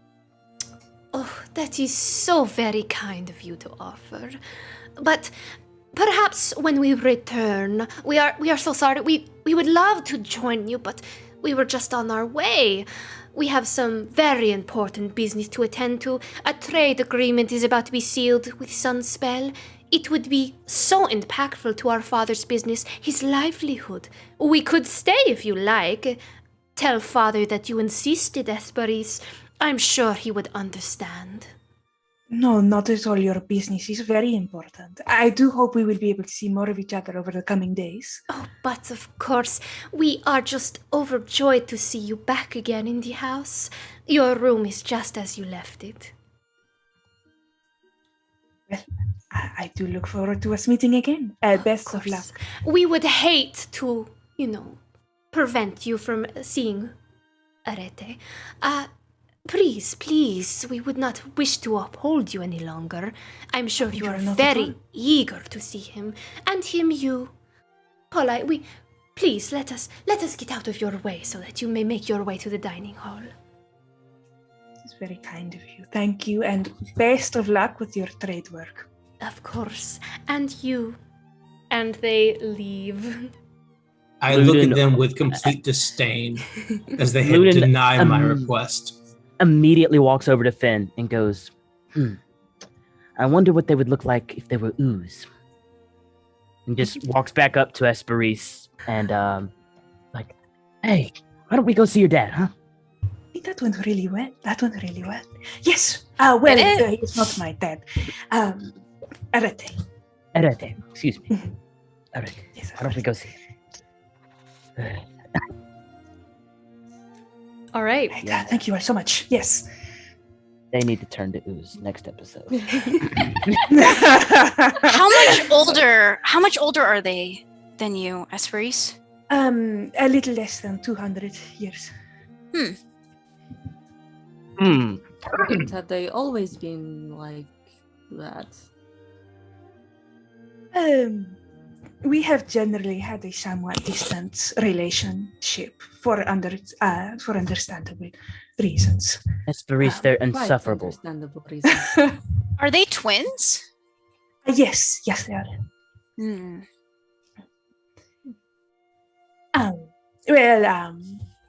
They were raised, of course, by Arete and my mother, and yes. Believe they denied me a tour. Well, they're very busy. Hesperis can give you a tour. This time of night. It seems like a direct slight. I understand. I do not understand. They're terrible. Don't feel bad, Samson. Well, I thought all that time with him. Look, There you've seen Hesperis. standing around you guys. You've seen Hesperis. There's no way anyone would ever be all that these rude. They're nodding along. They're just standing there with their heads down and just kind of like. Oh, thank you all so much. You are excused. And once you excuse them, they very quickly leave the room. I know you're so funny in the chat. All right. So good. You continue on to the dining room. Hesperis, as you move toward the dining room, you find your stepfather Arete, poring over he's kind of sipping a drink, kind of standing in front of like a very, what is it, the Belmont estate like type fireplace, huge, very grand. I think it's called the Belmont. My brain's so much fire that is. Starts with a B. You know what I'm talking Talking about? about the Biltmore? Biltmore, thank you. Very, very Biltmore, grand, like sandstone fireplace, and he's just kind of like, he's just sipping, just kind of pacing, and as soon as he sees you, he just rushes over and just embraces you. I embrace him back. My diamond, you are home! What a surprise and such a blessing! I have had the house cook some of your favorites, my diamond, and you simply must tell me about your adventures. You simply must. I have missed you so, my diamond. Thank you so much, Rete. That is so very kind. May I introduce you to, these are my companions, Samson, Martis, Prearia, Finnalai, Luden Archbane, and this is our friend Ami. We met very briefly within DICEY and Paulai. They were on their way out, but... Yes, they did leave. But you bring friends! I apologize for not seeing you all sooner. I was overcome with happiness. Welcome to my humble home, please. It is an honor of mine to have you here. I am your most humble host, Alien Arete. Please, if there's anything you need, the house staff will assist you. You of course must be tiresome from such a long journey. Please take a seat. I have prepared, I've had the kitchens prepare a very special celebratory dinner as we are all united once more. Thank you so much, Arete. That's very, very kind. Shall I describe what Arete looks like? Yes, please do. Tell us, what does Arete look like? Yeah, I mean, he looks a lot like his children. He's a very handsome man. He's taller. He's like 6'2" or 6'3", dark olive skin, dark hair. He's definitely older for an elf. He's nearly 800, but since he's an elf, that really on displays he's got these distinguished like crow's feet and smile lines and silver at his temples. He also wears a lot of jewelry, but he's clearly had a lot more fun with it, like purple and red gems. He's wearing deep purple burgundy robes, and he's got that long silk embroidered scarf like around his elbows. He's got pierced ears as well and painted nails and a very wide smile. He's got a very friendly looking face, dimples. And Hesperis will sit down beside him at the table and gesture for everyone else to sit down if they're ready. He will pull out the chair for you and push it in as you sit, and he will go to each individual guest, and he will do the same for all of you. Oh, thank you. If he's pulling out chairs for people, I'm pulling out chairs for people. Okay. To help expedite the process. As a host in his house, even the servants, this is a symbol of respect for him. That he is showing you all that not all of you may know, but Hesperis definitely does. Like usually the servants would do something like this, but he's going to each of you, except Samson, because apparently Samson is just like. No, like if he's getting everybody else's chairs, I'm getting Prearia's chair and I'm getting Luden's chair, just to help. Oh, okay. Okay. Yeah, Luden's just like, okay. And he'll just sit down, so confused, so far, way past any type of thing that he would have learned in life. People pulling chairs out for him, what the heck? You all sit down and it's a beautiful, decadent spread of food. You see, like, there's a kind of sparkling red pomegranate wine that is in each of your glasses, as well as water if you don't wish to partake. There's an actual bowl in front of you with water for washing your hands before you eat. So who I don't know if any. Hesperis starts doing it and makes eye contact with Luden to show what you're supposed to do with the bowl. A very donkey moment in Shrek where he's like, oh, and he starts doing that thing. You wash your hands, and food is brought to you. For the vegetarian special, you see just a beautiful, like this kind of like wild rice, and with just this spread of vegetables and like lots of root vegetables kind of along the side. You see just a cornucopia of like fruit next to that as well. But I mean like Bosque pears and supple grapes as well, kind of like along the side, as well as various cheeses and honey, combed honey next to that as well, kind of like over to the side with the fruit for you. And with like a little knife to kind of like spread the honey as well, and fresh baked bread. There's just a variety of different things for you to choose from this platter. In 54 episodes, Samson's never eaten anything. Today he eats the vegetarian option, whatever that may be. They bring you a spread of that as well. So you get the exact same thing as Finnalai. There's like the cucumbers. It's very like going to a sushi restaurant where the cucumbers are just kind of fanned out and like folded into these beautiful looking flowers. And you see like strawberries are cut to look like roses, and they're just kind of decorating the plates and everything. Like various beans and legumes as well. And like just beautiful thick pasta just kind of rolled up into like a beautiful like swirl.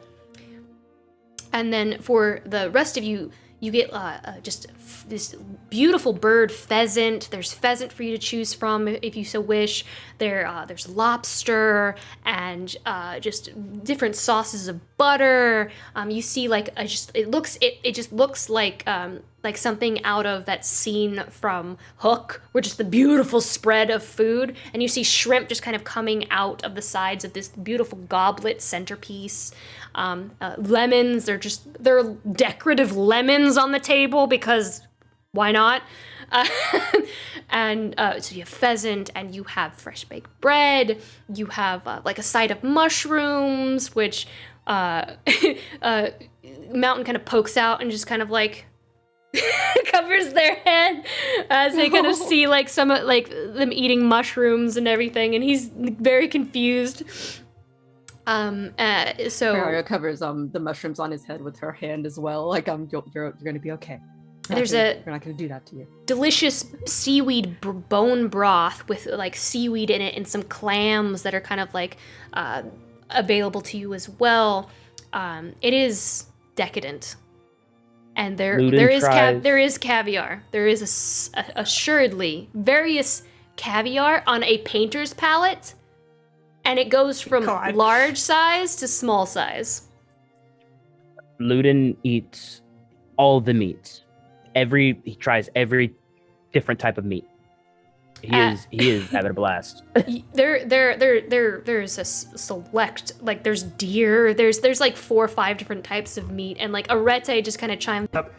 I did not know what some of you liked, so I thought I just provide everything, and then you could pick and choose what you so wish to eat. It's delicious.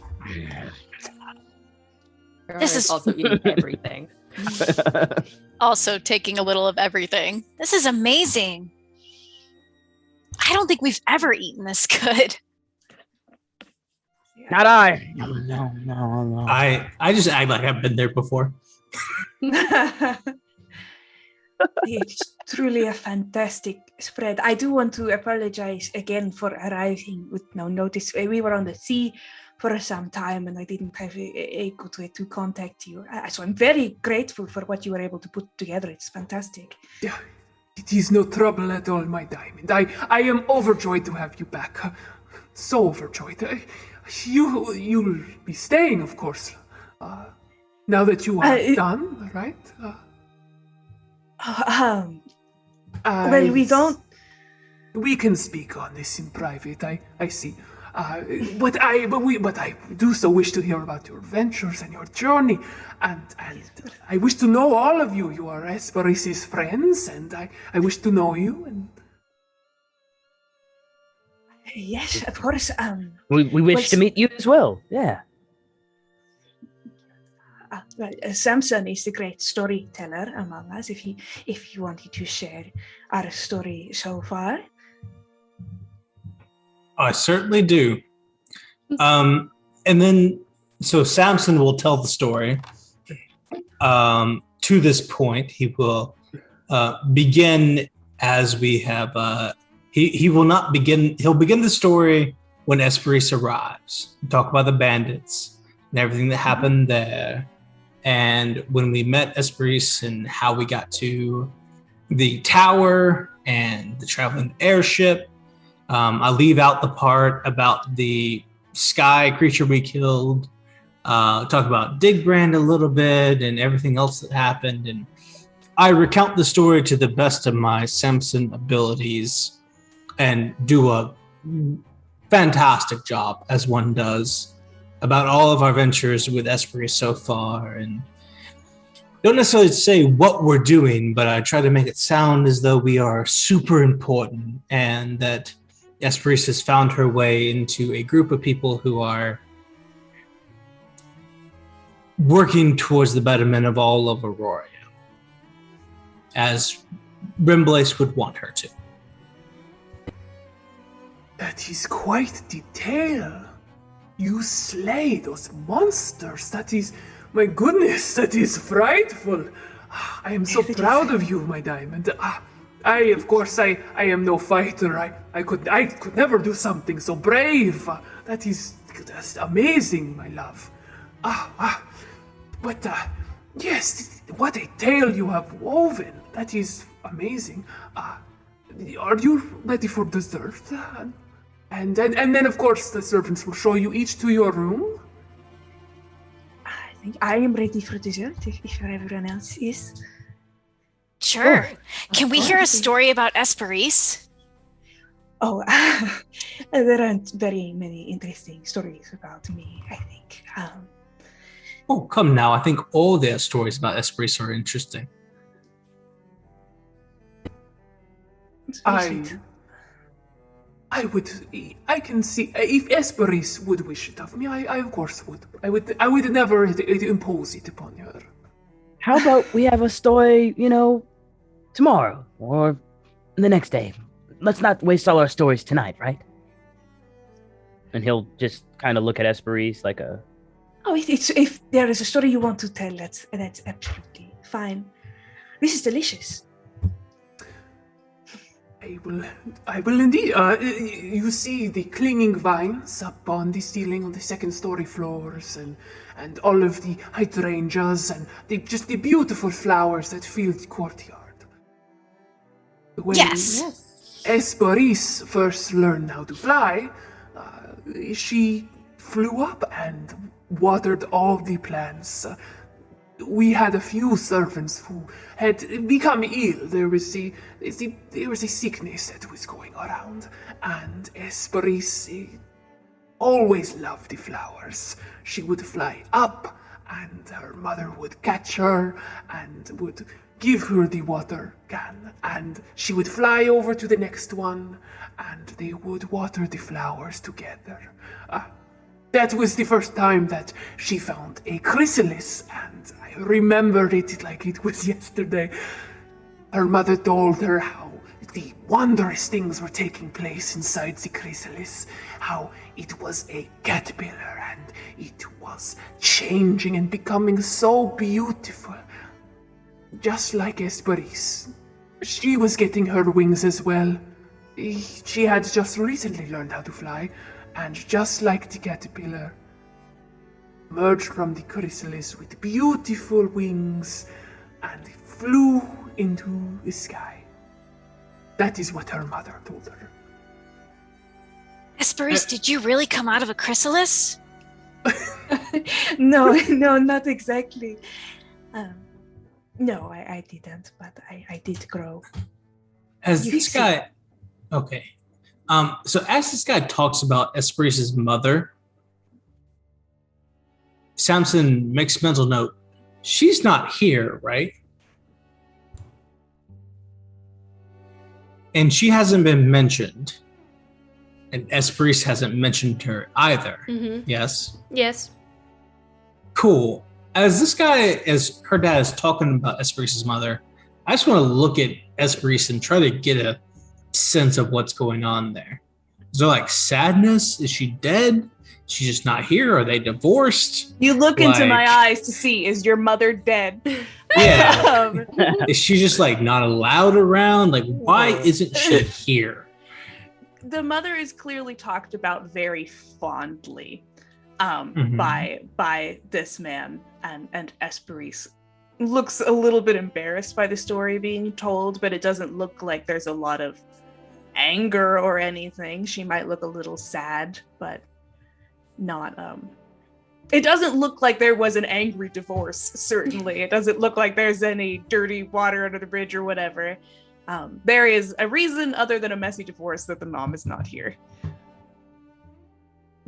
I'm not going to tell you if she's dead or not based on my eyebrows. Samson is going to assume she's dead. Okay. Okay. And he finishes telling this sweet story about Hesperis and the chrysalis, and you all are brought desserts, various kinds, because he had no idea what desserts to prepare, because he didn't know who you were. So you see like a spread of different cakes and pastries and tartlets, little tartlets, and creme brulees, just kind of like wrapped up in this beautiful like souffle pan dishes, and you do see like decorative souffle jellies, like different colored jellies that are kind of tiered as well, and they're just all laid before you to pick whatever you wish. That's definitely the right answer. He is good at this, yes. Prey's eating everything again. Can we just share a plate between us and like try everything? Yes. Prey and Finn are Do you pass a plate around the table? Wait, are we sitting next to each other? I mean, it's like a Bruce Wayne table. It's a fairly big table. Then yeah, we're sitting across from each other, and the plate's in the middle, and we're just like, oh my god. He looks at you while you're doing that and just smiles, but doesn't say anything. So, what made you want to get into perfume? It is. Oh, sorry. It is my family's business. He's been in our line for many, many ages. And of course, it is a passion of mine as well. I am an artist, different kind than what you would consider with a brush or a palette, but mine is the story, the art of the scent. One of my favorite things is to create memories from scent. There are scents that you smell and you are reminded of home or a time in your life that was truly wonderful. That is what I try to bring to this world. Not just things that smell good, of course, but the memory of what that smell can bring. That's amazing. I really like that. You named one after Hesperis, right? Yes, we encountered your perfume was being sold in, it was in Dick Brand, I believe, that we encountered the Hesperis perfume. You did? It's very beautiful. Yes, I cannot overstate my appreciation. It's a very beautiful piece. I am so glad that you liked it. It was one of my favorites to work on. I missed you so much, it bled into my work a little bit. But I am not apologizing for that. It was such a pleasure to make it. I am glad you had such pleasure with the process. A truly wonderful gift. Thank you.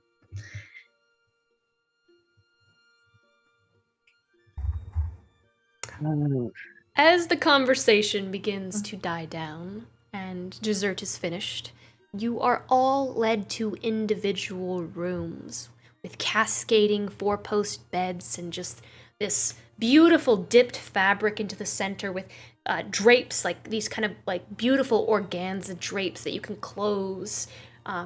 It's just very romantic almost, and these beautiful rooms with just these carved walls, very organic, and lots of the ceilings just kind of swirl up like ocean waves, like a whirlpool into the center. And like in the center, you see like this almost like a giant pearl just kind of coming out of the ceiling in the center of that swirling wave. And each room is different and unique in its own way.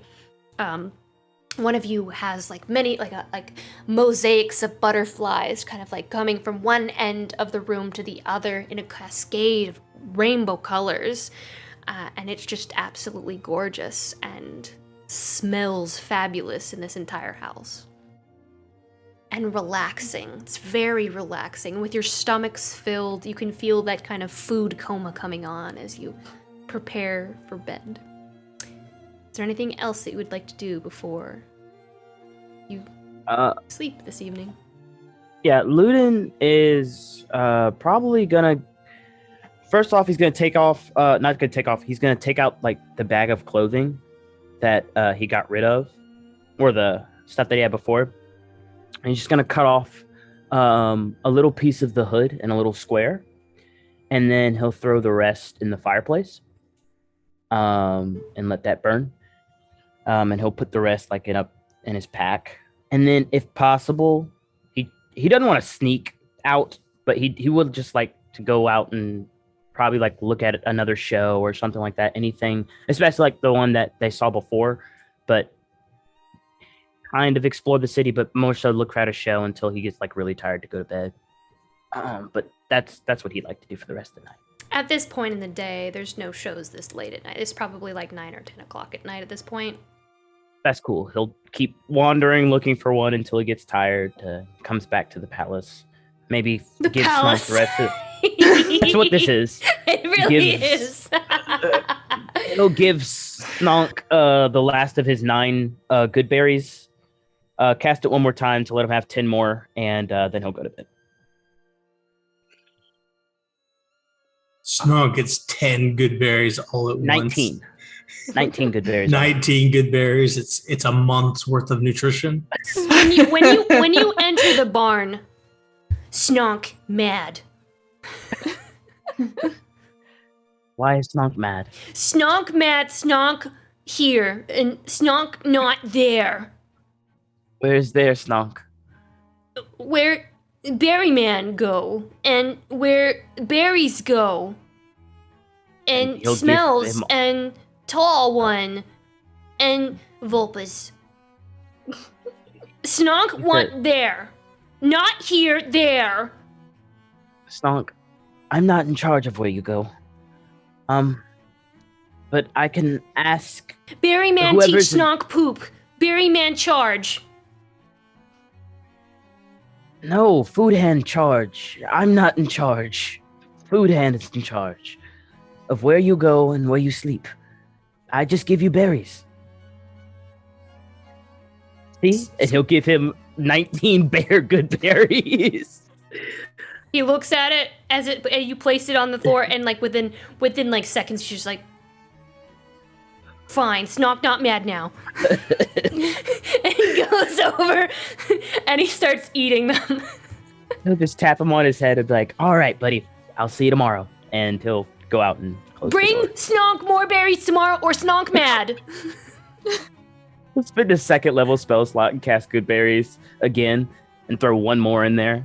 And be like, "I got these waiting for you tomorrow." And then he'll leave.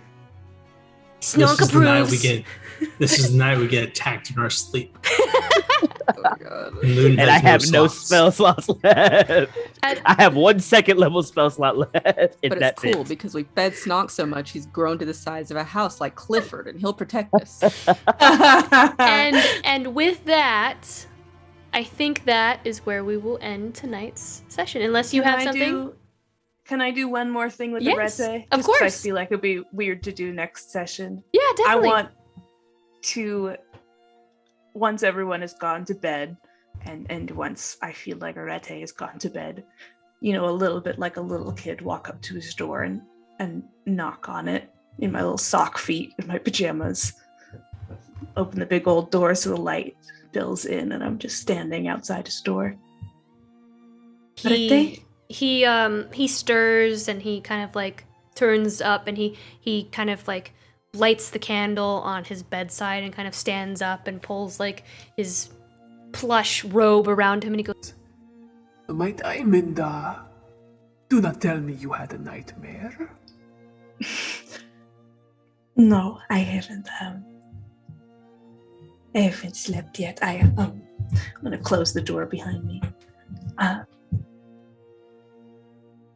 missed you very much. Could I have a hug? But of course. And he just brings you into another really, really big hug. And he did hug you earlier, didn't he? Yeah. Okay, Hesperis isn't gonna try to be polite and go, this time she's just gonna be like a limpet on him now that she's not with all of her friends. He embraces you and just cradles your head into his shoulder and I am sorry about Polai and Andius. I do so wish they were here for us this evening. They said they're going to be here for several more days, and I believe we have business with the temple, and I believe we will be here for at least a few days. I wish that I knew how long we were staying. You will not be staying very long. That does make me sad. You know how I love you, and I wish you to stay here, but I cannot go against Remblace's wishes. If it be so, I cannot. But I do so wish you could stay. Perhaps at the temple they may speak with you, and maybe your Remblace will reach out and he will tell you to stay, so that you do not have to go. Maybe you ask him. Ask him for me, at least. I don't know if I told you before I left, but I hope you know that I never wanted to go. I know. Can I sleep here tonight? Of course you may. Thank you. Would you like me to send for a glass of warm goat milk? That would be really nice. I will send for it. You just curl up and I will get it. Thank you. It's so good to have you home, my little diamond. It's good to be home. Thank you. Curl up like a toddler on my stepdad's blankets. I haven't been home in a long time. He goes and he gets you a nice glass of warm goat milk and tucks you in and blows out the candle. And in his room, which would have been your mother's room as well, you look up and the ceiling just glows ever so faintly, like stars, and you see constellations on the ceiling. Various constellations all across the night sky, and they flicker and glow and cast a beautiful little pale light below until you fall asleep. Thank you. And that is where we will end tonight's session, everyone. Oh, we got a raid! I just noticed. Oh, hi! Hello, raid! Hello! You caught us at the end of our session here. Thank you, Tabletop Titties, for the raid of 6. Did we shout them out? Tabletop Titties? Did we shout them out? We did not. We did not shout them out yet. I will shout them out. Shout out them titties. There we go. Well, thank you all so much for joining us this evening for this beautiful episode of Fate's End as we have made our way to Dawn's Rise. If you enjoyed our show, please consider supporting us with a like or a sub, or use that free Twitch Prime sub to subscribe as well. This is our Fate's End show. We do this every Monday at 7:30 p.m. Central Standard Time. It is our homebrew game that I run, as well as our various cast members. We actually, our last member down here that is, his card is flipped over. His character said goodbye last session, but he will be coming back as a new character for us all to enjoy. So you can see that. Not next session, I don't believe. Probably the next session after that. On Tuesdays, we have our Breach Battle show, which is our Malifaux 3E tournament game. This week is the last week of our pre-recorded round robin before we start doing our live game. So we're doing a tournament. If you've never played Malifaux, it is a weird games product, and it is a war game. Very cool. The other thing, on Wednesdays, we have Iron Valor. That is our Wizards of the Coast module game. We play through various modules of Wizards of the Coast. We just finished Candlekeep Mysteries, and this Wednesday, we are going to be doing a campaign recap. So you can come and ask the cast questions about their favorite moments in the campaign. They're going to be recapping the whole thing, and we're just going to be chilling and hanging out and just recapping the entire Candlekeep Mysteries show this Wednesday at 7:30 p.m. Central Standard Time. And Fridays, we typically have Short Rest, but Short Rest is going to be going on hiatus, so no Short Rest. So Wednesdays at 7:30 p.m. Central Time for Iron Valor, and Tuesdays at 8 p.m. Central Standard Time for Breach Battles. However, next week, Daniel and I are moving, so we will not have any shows next week. This doesn't happen. This does not happen often. But we're going to be out next week because we are going to be moving, a big move to Florida. So that's going to be a bit of a trek for us as we pack up and we move across to another state. So we will miss you all so terribly, so terribly. But we will not be here next week. However, I did see someone say gives time to catch up. You can actually check us out on YouTube if you want to catch up on all of our shows. You can check us out on YouTube. We archive all of our shows there. So you can catch up on all of Fate's End. We just had a whole bunch of really big reveals that, especially the last episode was a huge reveal. And we also have recaps. Now they don't start until I think Arc 2. We didn't start doing recaps until Arc 2. So if you want to catch up quicker after you get to the recaps, we also have recaps that are roughly 10 to 15 minutes long on our YouTube channel as well. So you can catch up that way as well. Until Arc 2, which I think is like episode 16. But anyways, thank you all so much. I'm gonna thank our new followers here. Let me see who we got. Thank you, Lyune Kennedy, for the follow. Lawful Stupid RPG for the raid of 36. Thank you, Tabletop Titties, for the raid of 6 viewers. Thank you, The Noir Enigma, for the follow. And thank you, Louis the Bun, for the cheer of 100 bits. It has been a pleasure reading your comments in chat this evening, my good fellow. And tell Louis, your Bun Bun, that it is a pleasure to see the Fuzzy Fuzzle in the Discord chat as well. Awesome. So thank you all so much for everyone who has followed this evening and hung out with us this evening. You guys make our Monday you guys make our Monday special, and we're just so happy to see you every Monday. But other than that, parting is such sweet sorrow, and I will count the seconds, the minutes, and the hours until I see you once more November 1st. My loves, ta-ta, until next we meet. Alright guys, I will see you everyone. all next time on Fate's End. Bye! Thanks.